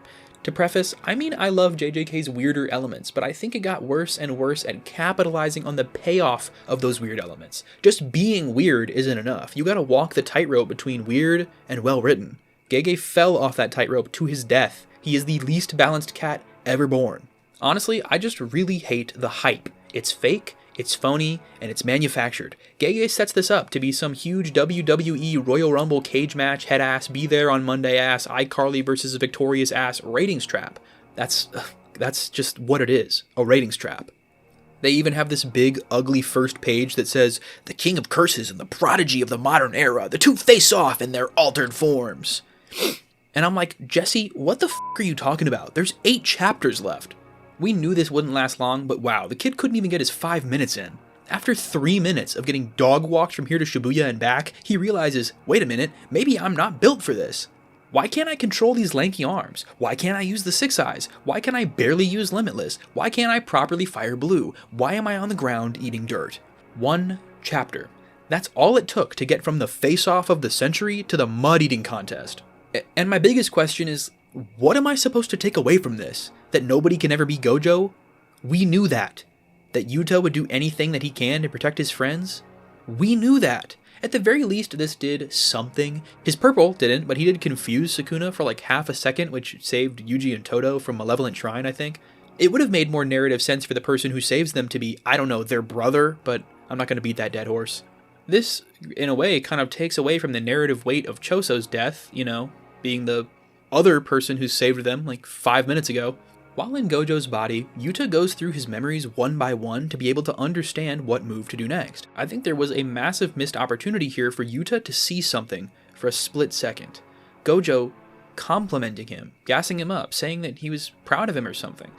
I mean, the manga even shows how hard Gojo was on Yuta compared to his other students, so it would have really hit home to get to see this moment of beauty. Imagine if that's how it all went down. Like, Yuta is in the heat of the moment frantically searching through Gojo's latent memories, looking for some kind of clue on what to do, and he just feels this inherent love bomb come over him. Like, he just becomes paralyzed because he can literally feel the love that Gojo had for him in his nerves.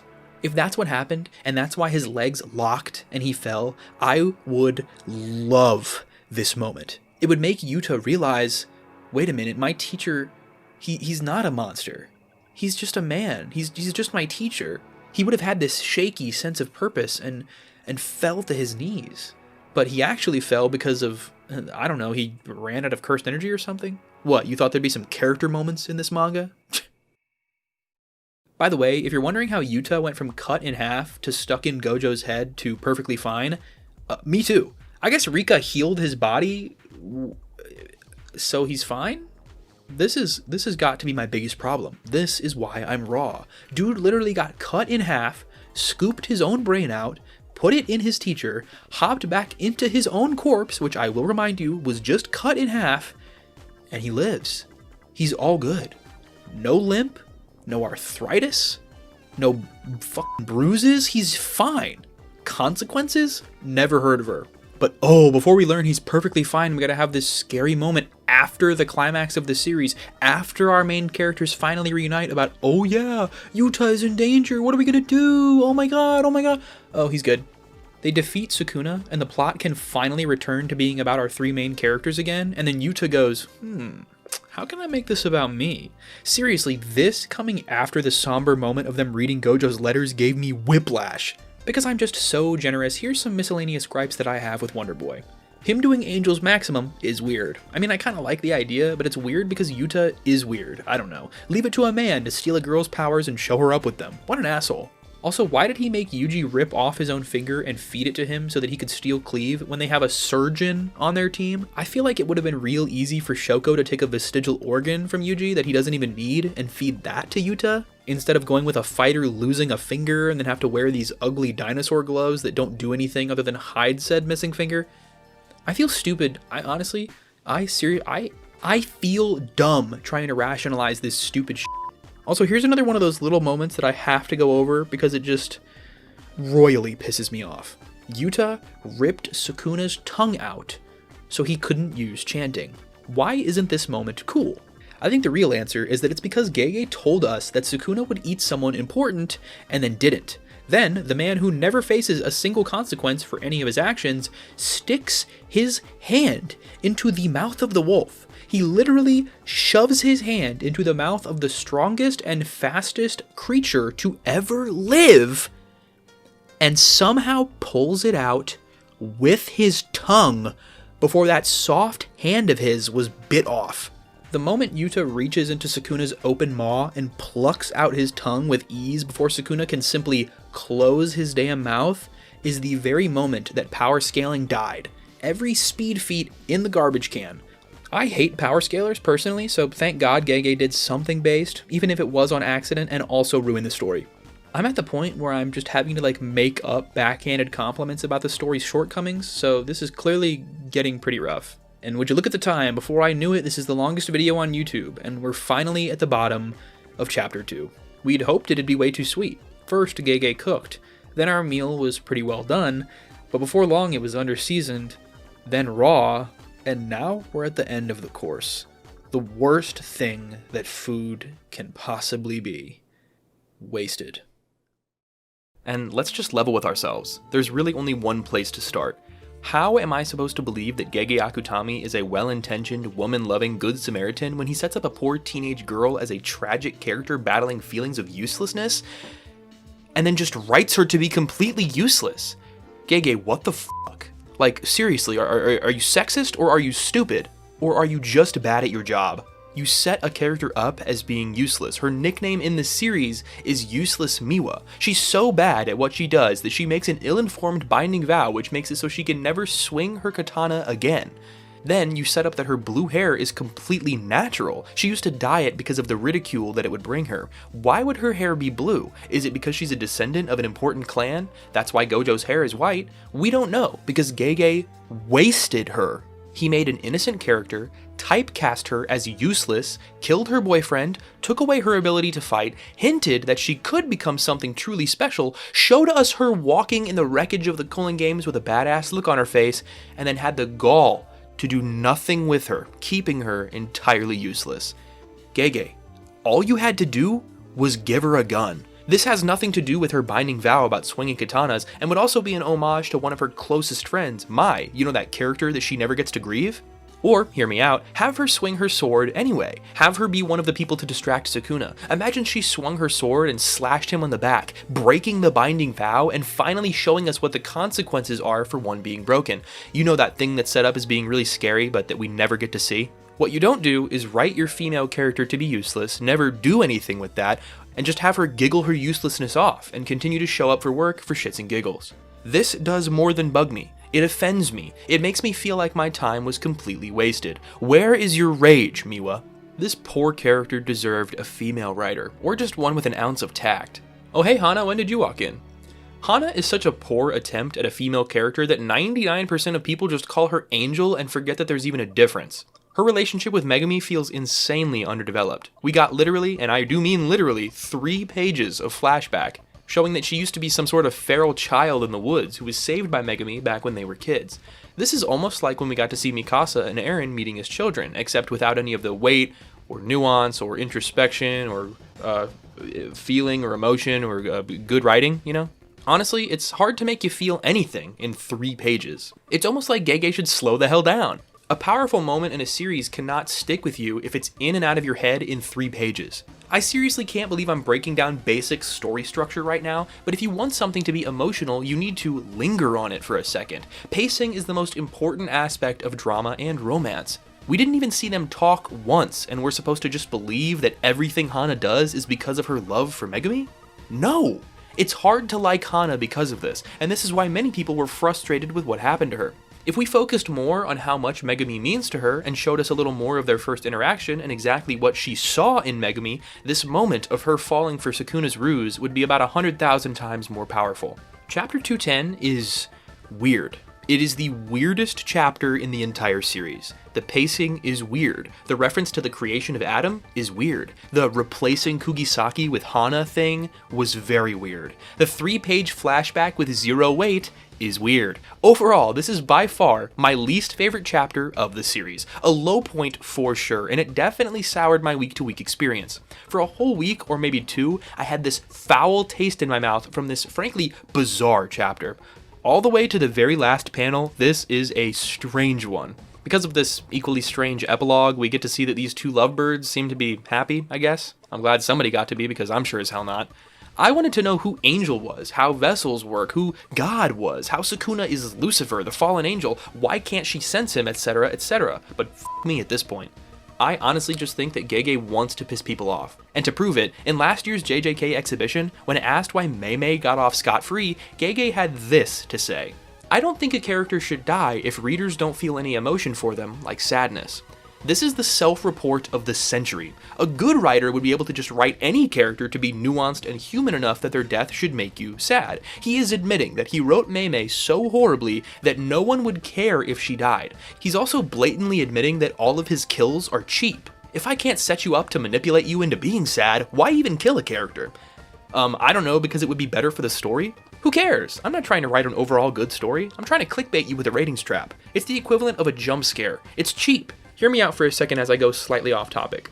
Listen, I've got a pretty standard take here that people love to disagree with because it makes them feel better about themselves, but Quentin Tarantino is a good writer, especially of revenge movies, because he gives the audience what they want. He brutally kills the characters that should be brutally killed. That makes it satisfying. That makes the viewer happy. It's vindicating. Meanwhile, Gege goes out of his way to say, I'm not going to give you the satisfaction. That wouldn't be cheap enough. I only kill characters who are well written. Do you know how stupid that sounds? What kind of methodology is this? Characters should not die because the author wants to make as many people sad as possible. Characters should die because their deaths suit and further the story. Mei was wasted. She's nothing. She's a tall doll to hate who never gets her comeuppance because it wouldn't make people sad enough. You see though, other than Nobara, and other than Yuki, there was another girl who I thought had the potential to save this series' doomed female cast. And that character was Yorozu. She's exactly what I wanted, a new villain to shake things up. She was twisted too. What she did to Megami was foul. She's a crazed freak with a bug suit made of liquid metal. How could she not breathe new life into the series? I'll tell you how. By axing her immediately. Also, Gege, seriously, please, for the love of God, before your next manga starts, learn how to use show don't tell. You have to remember that when we as an audience hear things like the Sugawara, the Fujiwara, the Void Generals, the Sun and Moon and Stars Squad, because there was no Heian era, all of these buzzwords just feel like set dressing. Why do I care if Yorozu beat the Fujiwara when you're never gonna show me who the Fujiwara was? It's a fun fact, hold the fun. It comes across like Akutami is saying, yeah man, so there was this epic fight, but I'm too lazy to even draw a single panel of it for a flashback, so I'll just pop in as the narrator to say, trust me bro, it was awesome. Manga is a visual medium. Maybe you should, I don't know, use some visuals here or there? Oh god, this is making me sick. I guess you could say it's giving me fever. Hikari is, in my opinion, one of, if not the most, gruesome victim of the narrative. Me being the slice of life enjoyer that I am, my personal biggest issue with Hikari's treatment is that we never really got to see any of his interpersonal relationships. I already talked about how it would have been nice to get a single scene showing why Kirara and Hikari even like each other. Something else in a similar vein is, why does no one react to Hikari's return? Much like Mai's death in many such cases, something changes the status quo of the world, and yet no one bats an eye. Hikari has been suspended from school for months to maybe a year. He doesn't know any of the first-year students. He hasn't seen his friends in a long time. Then they're just all shown together on the page and never talk about anything outside of Gojo and Sukuna's fight.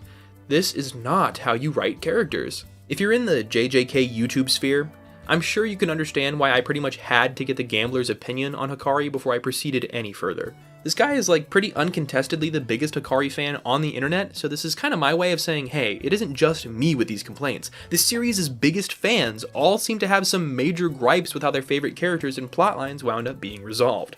When I asked Gamblrr if he thought Hikari was fumbled, he said yes without hesitation. Before I read what he said about his favorite character, I want you to focus on that second part. This isn't an agenda being pushed. This is coming from someone who loves this character and had ecstatic expectations for where the story might take them. He said, I made a video analyzing Hikari way back, and it's about his narrative around being a monster, something we see talked about during the entire story. But beyond just Hikari's own part in the monster narrative, the entire thing itself led to absolutely nothing. I had this whole thread about what I thought would happen with Hikari. One half was right. I predicted that Hikari would never meet Sukuna because they're parallels. But also, I had a part where I said that Hikari would actually show what a monster is. A monster is someone who holds the by any means necessary attitude. I would have loved to see the main guy who literally gambles to get what he wants bet everything on a line to win against Urame.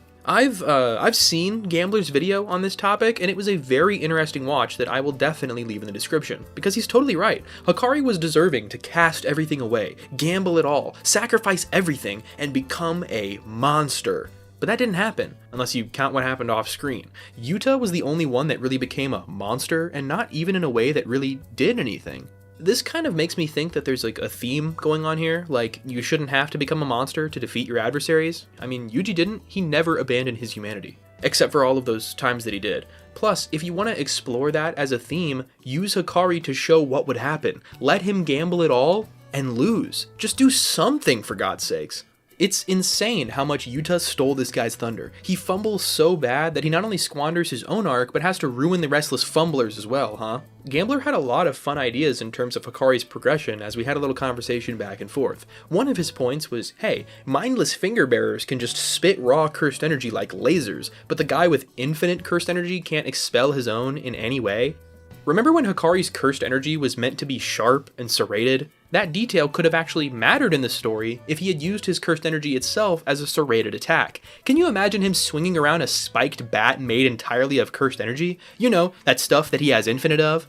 It's so weird to explicitly state that he has literal infinite cursed energy, but then not let him express that infinity in any of his moves.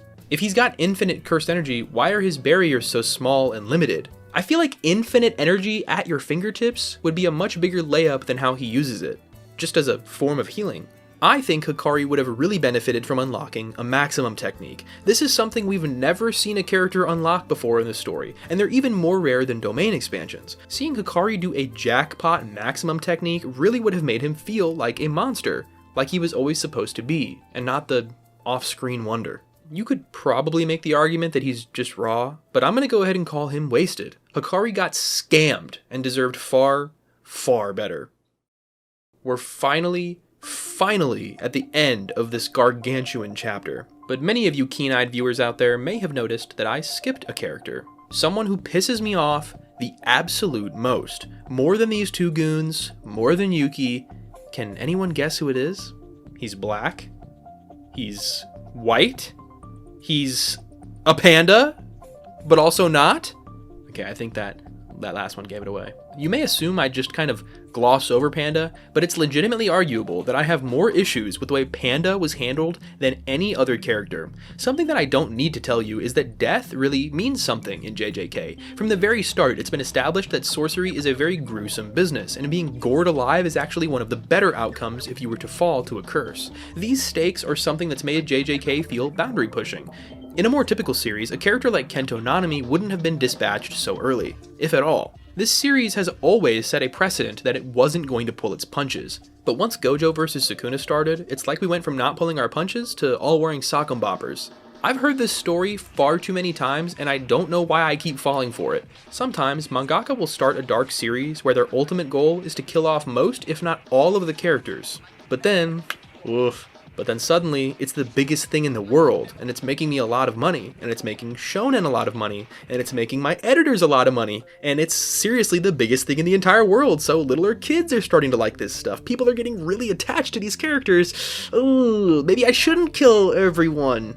My editors are telling me it would be a huge mistake and I'd be out of a job, and then boom! Just like that, hardcore Minecraft gets turned into easy mode. Every character has gained insane plot armor, and the tone of the story is now completely off.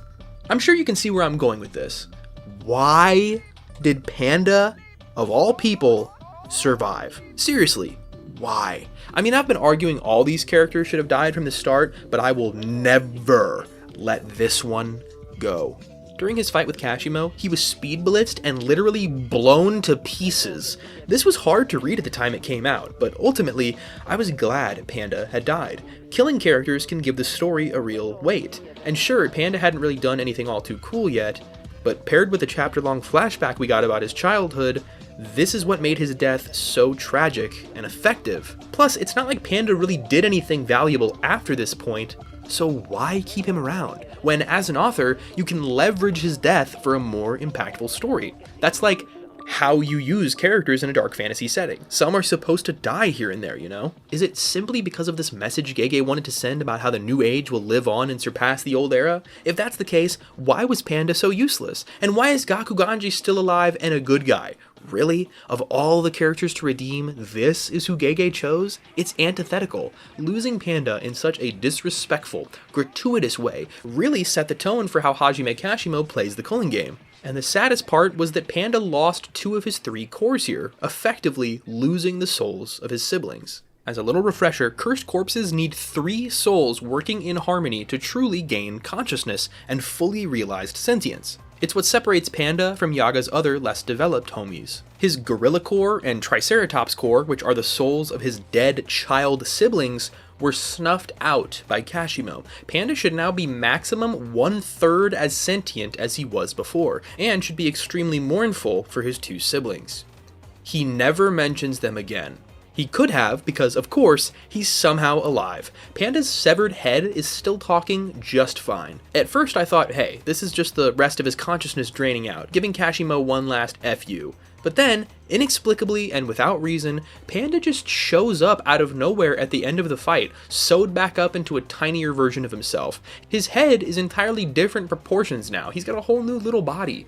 How did he do this? We have no idea, and I doubt Akutami does either. But damn, that little devil, master of tricking me into thinking that they're gonna do something smart, actually got me intrigued by the idea of this stupid little wisecracking panda. I saw it less as slapstick, like inserting Jar Jar Binks into JJK, and more of a comedic tragedy. Panda now resembled his other siblings, his half-siblings, less evolved, less sentient, a simpler creature. They honestly live a sad existence, trapped with their old human insecurities and emotions, with no way to express them or cognitively challenge them. Seeing Panda reduced to a cute little toy with 1/3 of the sentience that he needs to live? That was a terribly cruel subversion of his death. I felt like it really fit this part of the story tonally, and I was applauding Gege for having the balls to do something so creepy. Truth is, I was looking way too far into it. Panda is perfectly fine. He's perfectly himself. Nothing about him is different except for being little now. Gege ruined the impact of his death just to do nothing with him. Okay, pause. So this is Editing Moth coming in once again to say it somehow has gotten worse. After the manga completely ended, we got yet another little short epilogue that Gege tried to cook up, this time about Panda. So as it turns out, my suspicions were half correct. Panda is losing his sentience, but instead of doing it in an immediate, tragic way, they completely kill all emotion we have in this situation by telling us after the fact that it's the year 2080 and this poor stuffed animal still has random bouts of sentience. This is terribly sad and just makes Yuta look like even more of an asshole for sticking his old classmate and friend in a closet for 60 years to slowly rot and lose his humanity. This is not fun dark. This is not enjoyable horror. This is just sad to be sad. Has anybody seen that ancient Whitest Kids You Know sketch about the guy doing the jerking off motion at his coworker to annoy him, but then he starts doing it back, but like really slow and sensual, and everyone gets like pissed off? That's Gege. He just always does it wrong and ruins the fun. What's up, man? Dude, that's dude, that's not how you do that. Are you gesture, serious? okay? You just do it fast and stop. That's it. Dude, you're grossing me out, okay? And stop making eye contact. That's creepy too. If Panda was immediately, in the midst of the fight, reduced to a literal stuffed animal, or just one of the cursed corpses, this would have been fun dark. Something twisted and tragic, but impactful and resonating. Sure, it's sad, but it makes you really feel something, and that's fun. Gege just did it too slow, though. Dude, that is not cool. You're crossing a line. You never do that. You don't do that. You're putting an image that I don't want in my head right now. That's not how you do. Dude, no. You never make them touch, man. That's not cool. That's not how you do. Dude, what are you? Don't finish. You never finish. Dragging this out and turning Panda into a dementia-ridden toy for a century is in no way fun. Yes, it's tragic, but it's not impactful. It doesn't punch, it doesn't say anything, it doesn't do anything. What hurts so bad about doing nothing with a character like Panda is that so much was set up for the guy. Make him keep living to keep Yaga's dream alive and go protect the homies that were left abandoned in the woods when Yaga had to leave. He was so worried about their safety. Because of the loss of his 2 siblings, Panda would be more than willing to give those creatures a better life. They're his people, the last of his people. but we never saw them again, along with the second half of Panda's character arc, and Gege's backbone. Literally all you needed to do was either just A, kill him off, or 2, do something useful with him. It's really not that hard. Once again, what you don't do is leave the poor guy in this cucked limbo of being too useless to do anything, but too weird to try to join any kind of normal society. Panda just got totally screwed by this story and ended up with nothing to do, despite having every single narrative opportunity to do so.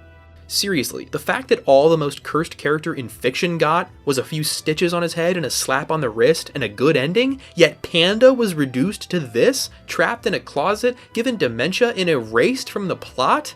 Why? Seriously, what in the world are you thinking? How about in the montage of what characters are doing in the last few chapters, you just have a single page of Panda finding and helping Yaga's other kids with his last remaining consciousness before it all fades away? It would have been that easy. Panda isn't a panda, or a stuffed animal, or even a cursed corpse. He is a walking pile of wasted potential. Before I digress to the delicious last course, there's one more bite I've got to finish. Okay, so the series ends, right? And for some reason, all Gege wants to talk about now is some character that wasn't even in the series. One who hardly even mattered narratively. This Usami guy. Kenjaku calls him a contender for the strongest grade 1 sorcerer. Gojo hates him and had to go clean up after him after he went missing on a mission. Mei acts coy about his disappearance, which means she probably had something to do with it, likely involving Kenjaku? But who cares? This is so Gege. Waste the entire story hardly giving any characters any emotional resonance, then has the gall to be like, hey, so there's this new guy to care about at the end. Why should we? Oh, that's right, we shouldn't. One day, Gege will release an empty character and tell his fans to imagine their lore, and they'll be like, I see it. Overall, in terms of not just the characters, but the story itself, Gege has an insane issue with telling instead of showing. Nobody wants to hear about this random chud who does nothing and got killed even though he was super strong. If you want that to matter in any way, shape, or form, you need to use actions. You need to use visuals. You need to use ink on the page, in the manga. A story is more than a series of events told to us, or at least it should be. But if we're getting into generalized complaints, I think it's finally time we moved on. Chapter 1 was the lost trifecta of what made JJK JJK, and Chapter 2 was the wasted potential of JJK's entire character base. Chapter 3 is a little different. Chapter 3 is the rest. This whole video, I've been desperately grasping to make this video come across as kind of well put together because unlike somebody, I actually find value in structure. But this is the point where all of that falls out the window. Much like JJK, the last third of this story is not going to be structured. No more neat categorization. From here to the finish line, my commentary will become less and less put together, less cohesive, and more unhinged. I will try my hardest to reel it back in at the end, but I just need a space to talk about all my miscellaneous gripes and problems with this series. This is the last time I ever want to complain about this series at such volume and to such lengths, so here's some stuff I thought about while I was editing this garbage. Why do Yuji, Megumi, and Yuta all get girls at the end like it's a video game and they just beat Bowser? Why were all the women so poorly treated? Even Hanami, a woman only in nature and not biology, is still done like a total punk in comparison to the other members of her goon squad. Why is literally the only person who mentions Mai other than Maki her abuser, making fun of her posthumously? Why wasn't the fact that reincarnated sorcerers keep their hosts' memories ever plot significant? It was just an excuse for Kenjaku to know how an iPhone works, and for Sukuna to know what the prefrontal cortex is. Why wasn't Mio, or at least Daido, a woman, so them saving Maki wouldn't feel so icky? It would give her a positive role model in her life, someone to oppose Toji. And why weren't they offered the position of sorcerer but the random stalker was? Why were the curses such a non-threat in the series after Shibuya? Why did Gege make a series including domain expansions if he was so bothered by having to design them and worry about their mechanics? These are supposed to be the height of sorcery, many of them being instant kills. Despite this, Choso is the only person to die to a domain, and it was on purpose. He wanted to die here. Which means, honestly, no one really died to a domain at all. Remember that time Gege set the hypest thing in the universe up by ending a chapter with a 3-way domain clash? And then he realized that he had no idea how to write that or what would happen, so he had the cockroach show up with the biggest Deus Ex Machina of all time? Why were the higher-ups so damn useless? I know I can't help myself but mention One Piece, but imagine if Shanks off-screened all the Gorosei because he's like, it's time for the new kids on the block. That's not fun. That's not satisfying. It's a big fat loogie in my face for being so curious about who they were. Why didn't they use Inumaki to create an opening for the Executioner's Sword? Why did Gege make us wait 3 weeks to see how Yuji killed Sukuna with the Executioner's Sword, only for that weight to be spat back at us by dissolving it in his hand? Where did Gakuganji, Ijichi, and Utahime go after they amped Gojo? Why weren't they amping and protecting their students? Why was Jacob's ladder so potent the first time, but then when Sukuna was on -1 HP, it was no more harmful than shining a flashlight on him? The only real through line connecting these complaints I have is that they all have something to do with the end. Like how Tengen told Meimei about the Shadow Style clan head so they could kill her so everyone could use Shadow Style. Why? What is that building up to? There's 1 chapter left. Why was this ham-fisted into the last 2 chapters? Lifespan contracts? Who cares? What is happening? Why haven't I cared in 3 years? Then the last chapter is the trio on a new mission, which is kind of fun, but also not fun at all because their dynamic hasn't changed. They've hardly changed as characters. Yuji is now in more of a teaching position, which would actually hit harder if he wasn't like 14 years old. He finds himself in the role of being this smiling monster of a teacher, like Gojo. The reason this plays off really weird is because the sorcerer that they take down that Yuji subsequently tries to induct into the Tokyo school is a stalker. Yuji is trying to recruit and rehabilitate a stalker, not just a petty thief. This guy was planning on doing something much, much worse to a woman that he's been victimizing for weeks. I mean, this is the guy who pitied Sukuna, of all people. If he's gonna try to turn him good, I'm sure he'll see the good in anybody. But seriously, stalking? Such a weird crime to be immediately exonerated for and welcomed into the club. It's not that it doesn't fit Yuji's character, it's just a very weird note to end the series on. Like, hey guys, if you're a stalker, there's still a chance, because some poor idiot will find pity in you, and you too can become a cool wizard who uses their powers to kill monsters. I feel like we've lost the plot a little bit here. Speaking of which, let's talk plot. I'm an American, and us Americans really feel the need to make everything about us, and this is no exception. The role the United States played in JJK was so small that it's criminal. You see, America in the story wanted to utilize, or capitalize, if you will, on cursed energy. This went nowhere. All the soldiers that were sent in got Vietnamed. We get no inkling as to the fallout of this invasion, anything that happened afterwards, or how it affected the geopolitics of the world.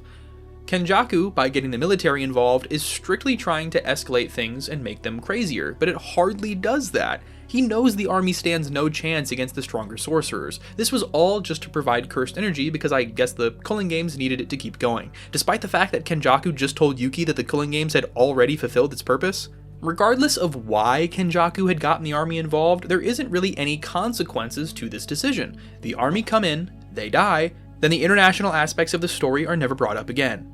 I guess it unlocked the merger, so it's not totally useless, like it added some stakes, but I still wish that there was any kind of fallout. Especially since the merger never happened, so all this foreplay with the army stuff is needless. Kenny also went to a bunch of other countries, like China, Russia, and more, and yet every one of them just let him leave? And like I said, this all amounts to nothing. None of those armies even got sent in like the US did. There's this whole chapter where they make this huge deal about, oh my god, America needs to react now because if one country sees this, they'll all react, which will cause another reaction and the whole world will be in chaos and blah blah blah blah blah, World War III. And yet despite this, Kenjaku had told all the other countries days or weeks ago, and nothing happened. During and after Shinjuku, nothing happens. What is this setup? Like I mentioned earlier about how sometimes we low-key only see things from Yuji's perspective, this would have been a great twist. Instead of showing us Kenjaku negotiating with foreign powers, just show the army rolling up on the Culling Games out of nowhere. You can just exposit why later, since seeing all of this was pretty much pointless anyway. It didn't set up the US being important. It didn't set up Kenjaku's plan past what we already knew. His plan didn't work. It didn't set up any of the world-building implications. It didn't set anything up, really. So just crop it. Gege kept complaining about how he only had a certain amount of chapters for some reason. I don't know if it was because of some sort of contract or something, but he legitimately ran out of time. You would have had like 5-10 extra chapters if you would have just skipped all of this stuff. Can you imagine if instead of the army plotline, Gege used those pages for a past plotline, showing us just a glimpse, just a quick little peek into the Han era? We could have gotten an earlier view of Sukuna so we could actually feel something when they take him down. We could have done something with Tengen. We could have done something with Kenjaku's original form. But sure, this needed more screen time. I almost forgot to mention this because it's so unimportant, but some sorcerers were actually successfully kidnapped by the US government. Innocent people were put in the equivalent of a saw trap mixed with the Hunger Games, and now they're in POW camps. But don't worry, it's not like this happened to any actually important characters, because consequences don't really exist, believe it or not. Our main characters make some sort of vague promise to go to the US and take them back, which could, I don't know, start World War III. Seems like kind of a big thing, but it's just Remy, so who cares? Honestly, it's so hard to believe this world will keep turning when the story ends, because Gege didn't really care enough to show us the world. He did worse than tell don't show. He didn't even tell. He's just hinting. Hinting and never showing us anything. Nothing ever happens. Once again, if you love this series, please don't let me take that away from you. There is value to be found in this series, I promise. I'm just sharing my and some of the other people in the community's criticisms, and I hope at least some of them make sense and seem valid to you, but a story that's perfect to one person could very well be trash to another. Everyone is looking for a different thing. Everyone has different expectations. Everyone has different interpretations. Gege cast a very wide net for the beginning of this series, making it very approachable for the average viewer, even if they didn't really like the genre of storytelling that it took place in. But then, over time, Gege really focused more and more on what he wanted to focus on, which likely didn't align with what many people were expecting from the series, me included. And this is what has led us to this massive array of opinions. Unfortunately, because of this, for most people who were reading the story from the start, our expectations really soured the series in a way because we had years to think about what things might be like. Honestly, I've been worried about Gege focusing too much on week-to-week hype, but when I remove myself from the expectation I had for the series, it's really not that bad. Legitimately, I'd probably appreciate the story more if I had never heard of it, had zero expectation of it, and just read through the whole thing in a week. I mean, I for sure would have still had some problems, but it really would have softened the blow. But then again, I wouldn't have garnered my audience if that was the case. You wouldn't be watching this, so to be honest, I wouldn't change what happened for the world. Missed potential and all. Like I said at the beginning, writing a story everyone finds perfect is not really achievable. But to dismiss it all is obviously wrong, so don't try to make me out to just be the guy that hates JJK, because as much of a hater as I may be, it comes from a place of love. I'm a #real lover. If I truly hated something, I wouldn't make a video about it. For me to care enough to sit here on this chair and talk to you about this for hours, it has to come from a place of love. I love so much about this series, especially its characters. That's why I'm so upset. The fact that Hikari is basically Kashimo's little tamer, how Yuji calls both of his brothers horrible teachers, but they both end up saving his lives so many times. Maki and Yuta's little will they won't they. These tiny little glimpses we got are fantastic. I just wanted more. That's the problem with these missed potential videos. This is my second one now, and they're both about a series that I liked, but just wanted more from. And I don't think Gege is unaware of all of this. I think he himself knows better than anyone else what went right and what went wrong here. For instance, after the Shinjuku showdown, there's this scene where all of the characters literally discuss their wasted potential. They all sit in a circle and admit that everyone messed up. Nobody was perfect. Maki, being the best written character here, breaks down how they could have beat Sukuna much easier in hindsight. She knows this because her being there made everything worse. The fact that this is something she knows lets me know that Gege does care. I actually love this scene. I love how everyone rationalizes their decisions. We finally get more of those ever important convictions and character interactions. We see these people grapple with the fact that with a few alterations, everyone could have lived. I like the conclusion that everyone and no one is at fault. But do you know who definitely is at fault for some of JJK's shortcomings? This guy. Let's talk about leaks for a second, shall we? For those of you who somehow don't know, JJK had a very, very large leaking community. This means that before the chapters came out, they would be sold to distributors, people like Miyamura, who would then post these leaks days before the chapters officially released. This is a federal crime, and not in the same way that piracy is. This is consuming the story before it was intended to be. Listen, I'm not going to play all holier than thou. I'm a bit of a pirate myself. But while piracy is already kind of mean and disrespectful enough to small creators, and I could honestly make a whole video about just that, leaks are so much more malicious to me. If someone pirated my story, my video, my artwork, whatever, sure, I might be a little hurt as a small creator, but at the end of the day, I understand. But if someone ripped one of my videos and leaked it before it was even uploaded, that's an entirely different thing. That's a slap in the face. Miyamura leaked this series to millions of people.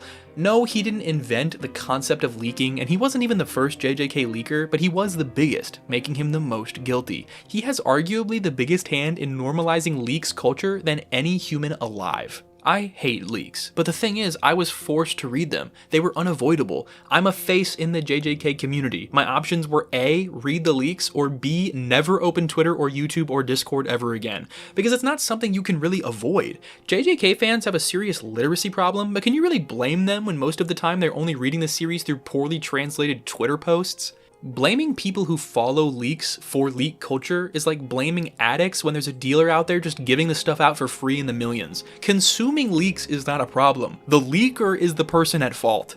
I and many others were goaded into interacting with leaks because they were so ever-present online that it was literally impossible not to be spoiled without keeping up. In JJK's case, this is about 97% Miyamura's fault. And it's not just because JJK is big. One Piece, the biggest story in human history, has leakers, but they weren't even a third as big as Miyamura. Miyamura was like the 4th most interacted with Twitter account. Imagine paying thousands of dollars of your own money just for the glory of being a leaker. Miyamura loved how big he got from doing this. He relished in it, celebrated spreading leaks to millions upon millions of people, and never once stepped back and said, hey, maybe what I'm doing is not only harming the community, but myself, everyone around me, and the creator of this series that I apparently like. JJK's leaks could honestly be its own full vid, but I feel like it was worth bringing up here. This is just yet another thing going against the series. The fact that millions of people, literally, factually, consumed the story wrong. And not because they're stupid, but because a criminal force-fed it to them. Following JJK's end, Gege came out with his first real statement in retrospect on the series, something most mangaka wouldn't do. I'd like to read for you now what he said. The product Jujutsu Kaisen was pissed out over 6.5 years, nearly 7 years if you include the serialization of the special issues.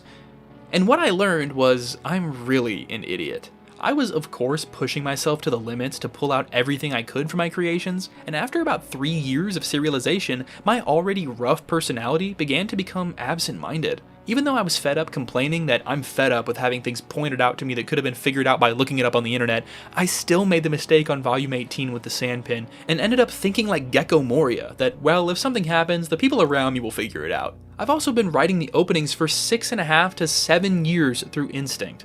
But what this means is that the adults around me were just that reliable. The reason I didn't talk much between the volumes was because I had become absent-minded. When first becoming serialized, I took into consideration that Jujutsu Kaisen was being serialized in a major magazine. I had this feeling of trying to do my best to alleviate those who would read Jujutsu Kaisen and feel hurt, and those who would be hurt by those who read Jujutsu Kaisen. The result of that was me telling myself, shut up, I get it, you just want to be seen as a good person, and hurting myself. So I stopped trying that. To begin with, that very idea was prideful. I understand now that it was due to me lacking the conviction to put my created work out there into the world.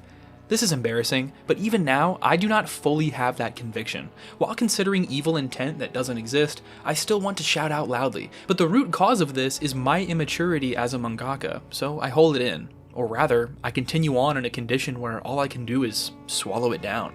The good thing about Shonen Jump is that the brand image is built around not the creator, but the created work, and so by trusting myself and to make it so that readers can read my manga without worry, I will take the lessons of these 7 years to heart, and I want to overcome my problems after this. I have books packed that I bought during serialization, some for study, some just to have around because they might make me smarter. In truth, I do feel that they make me smarter just by having them around, even if I didn't read them. It's scary. This is the end of Jujutsu Kaisen that I have drawn. To everyone who supported me, to the people who read it all at once when it became topical, to those who read it wanting to see what came after the anime, to the person who just happened to read this final volume. Any reason is fine. I truly thank you. Until we meet again. I could never hate you, Gege. I really tried saying this before, but I honestly think that no one out there knows more about JJK's shortcomings than the author. It's so easy for people like me to sit here in retrospect and pick apart every little flaw of the series, and I do think that there is merit and value in that, but everyone needs to remember that mangaka aren't gods, they aren't celebrities, and they aren't these silly little avatars that they hide behind. Underneath that Cyclops kitty is a person who just a few short years ago was just like me and you, somebody scraping by and fighting to find their place in this world, in their industry. The stars aligned and Gege got what he wanted. But maybe he wasn't totally ready. And how could you be? The stress that comes with a job like this is more than immense. Sure, any backbreaking 9-to-5 manual labor job is probably more physically challenging, but at least you get to clock out, you know? Artists from small YouTubers to big mangaka all live in this permanent limbo of working, and it's not an easy world to navigate.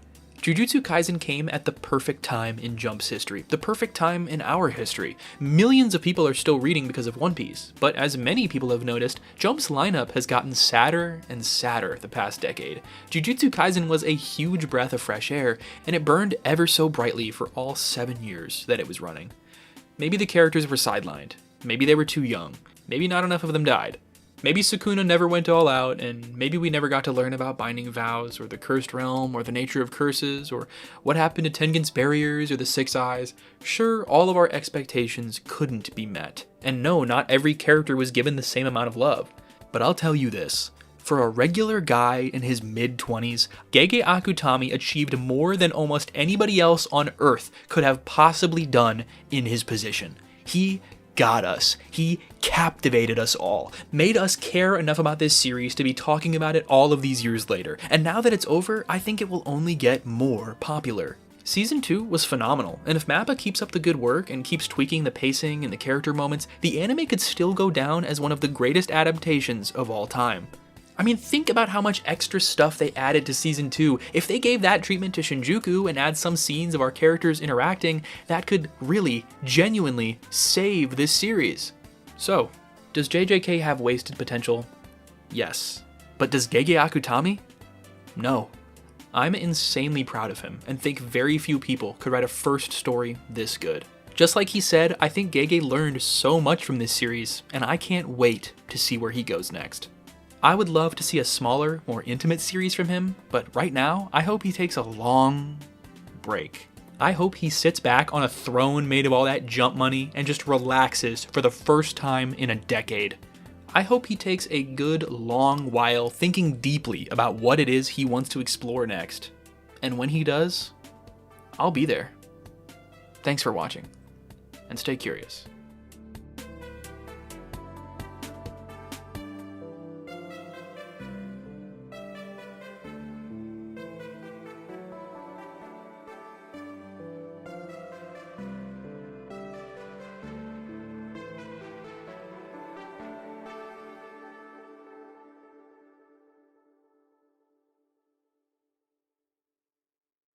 This is a beautiful summary of Yuji's character. It completely No, I'm fucking done!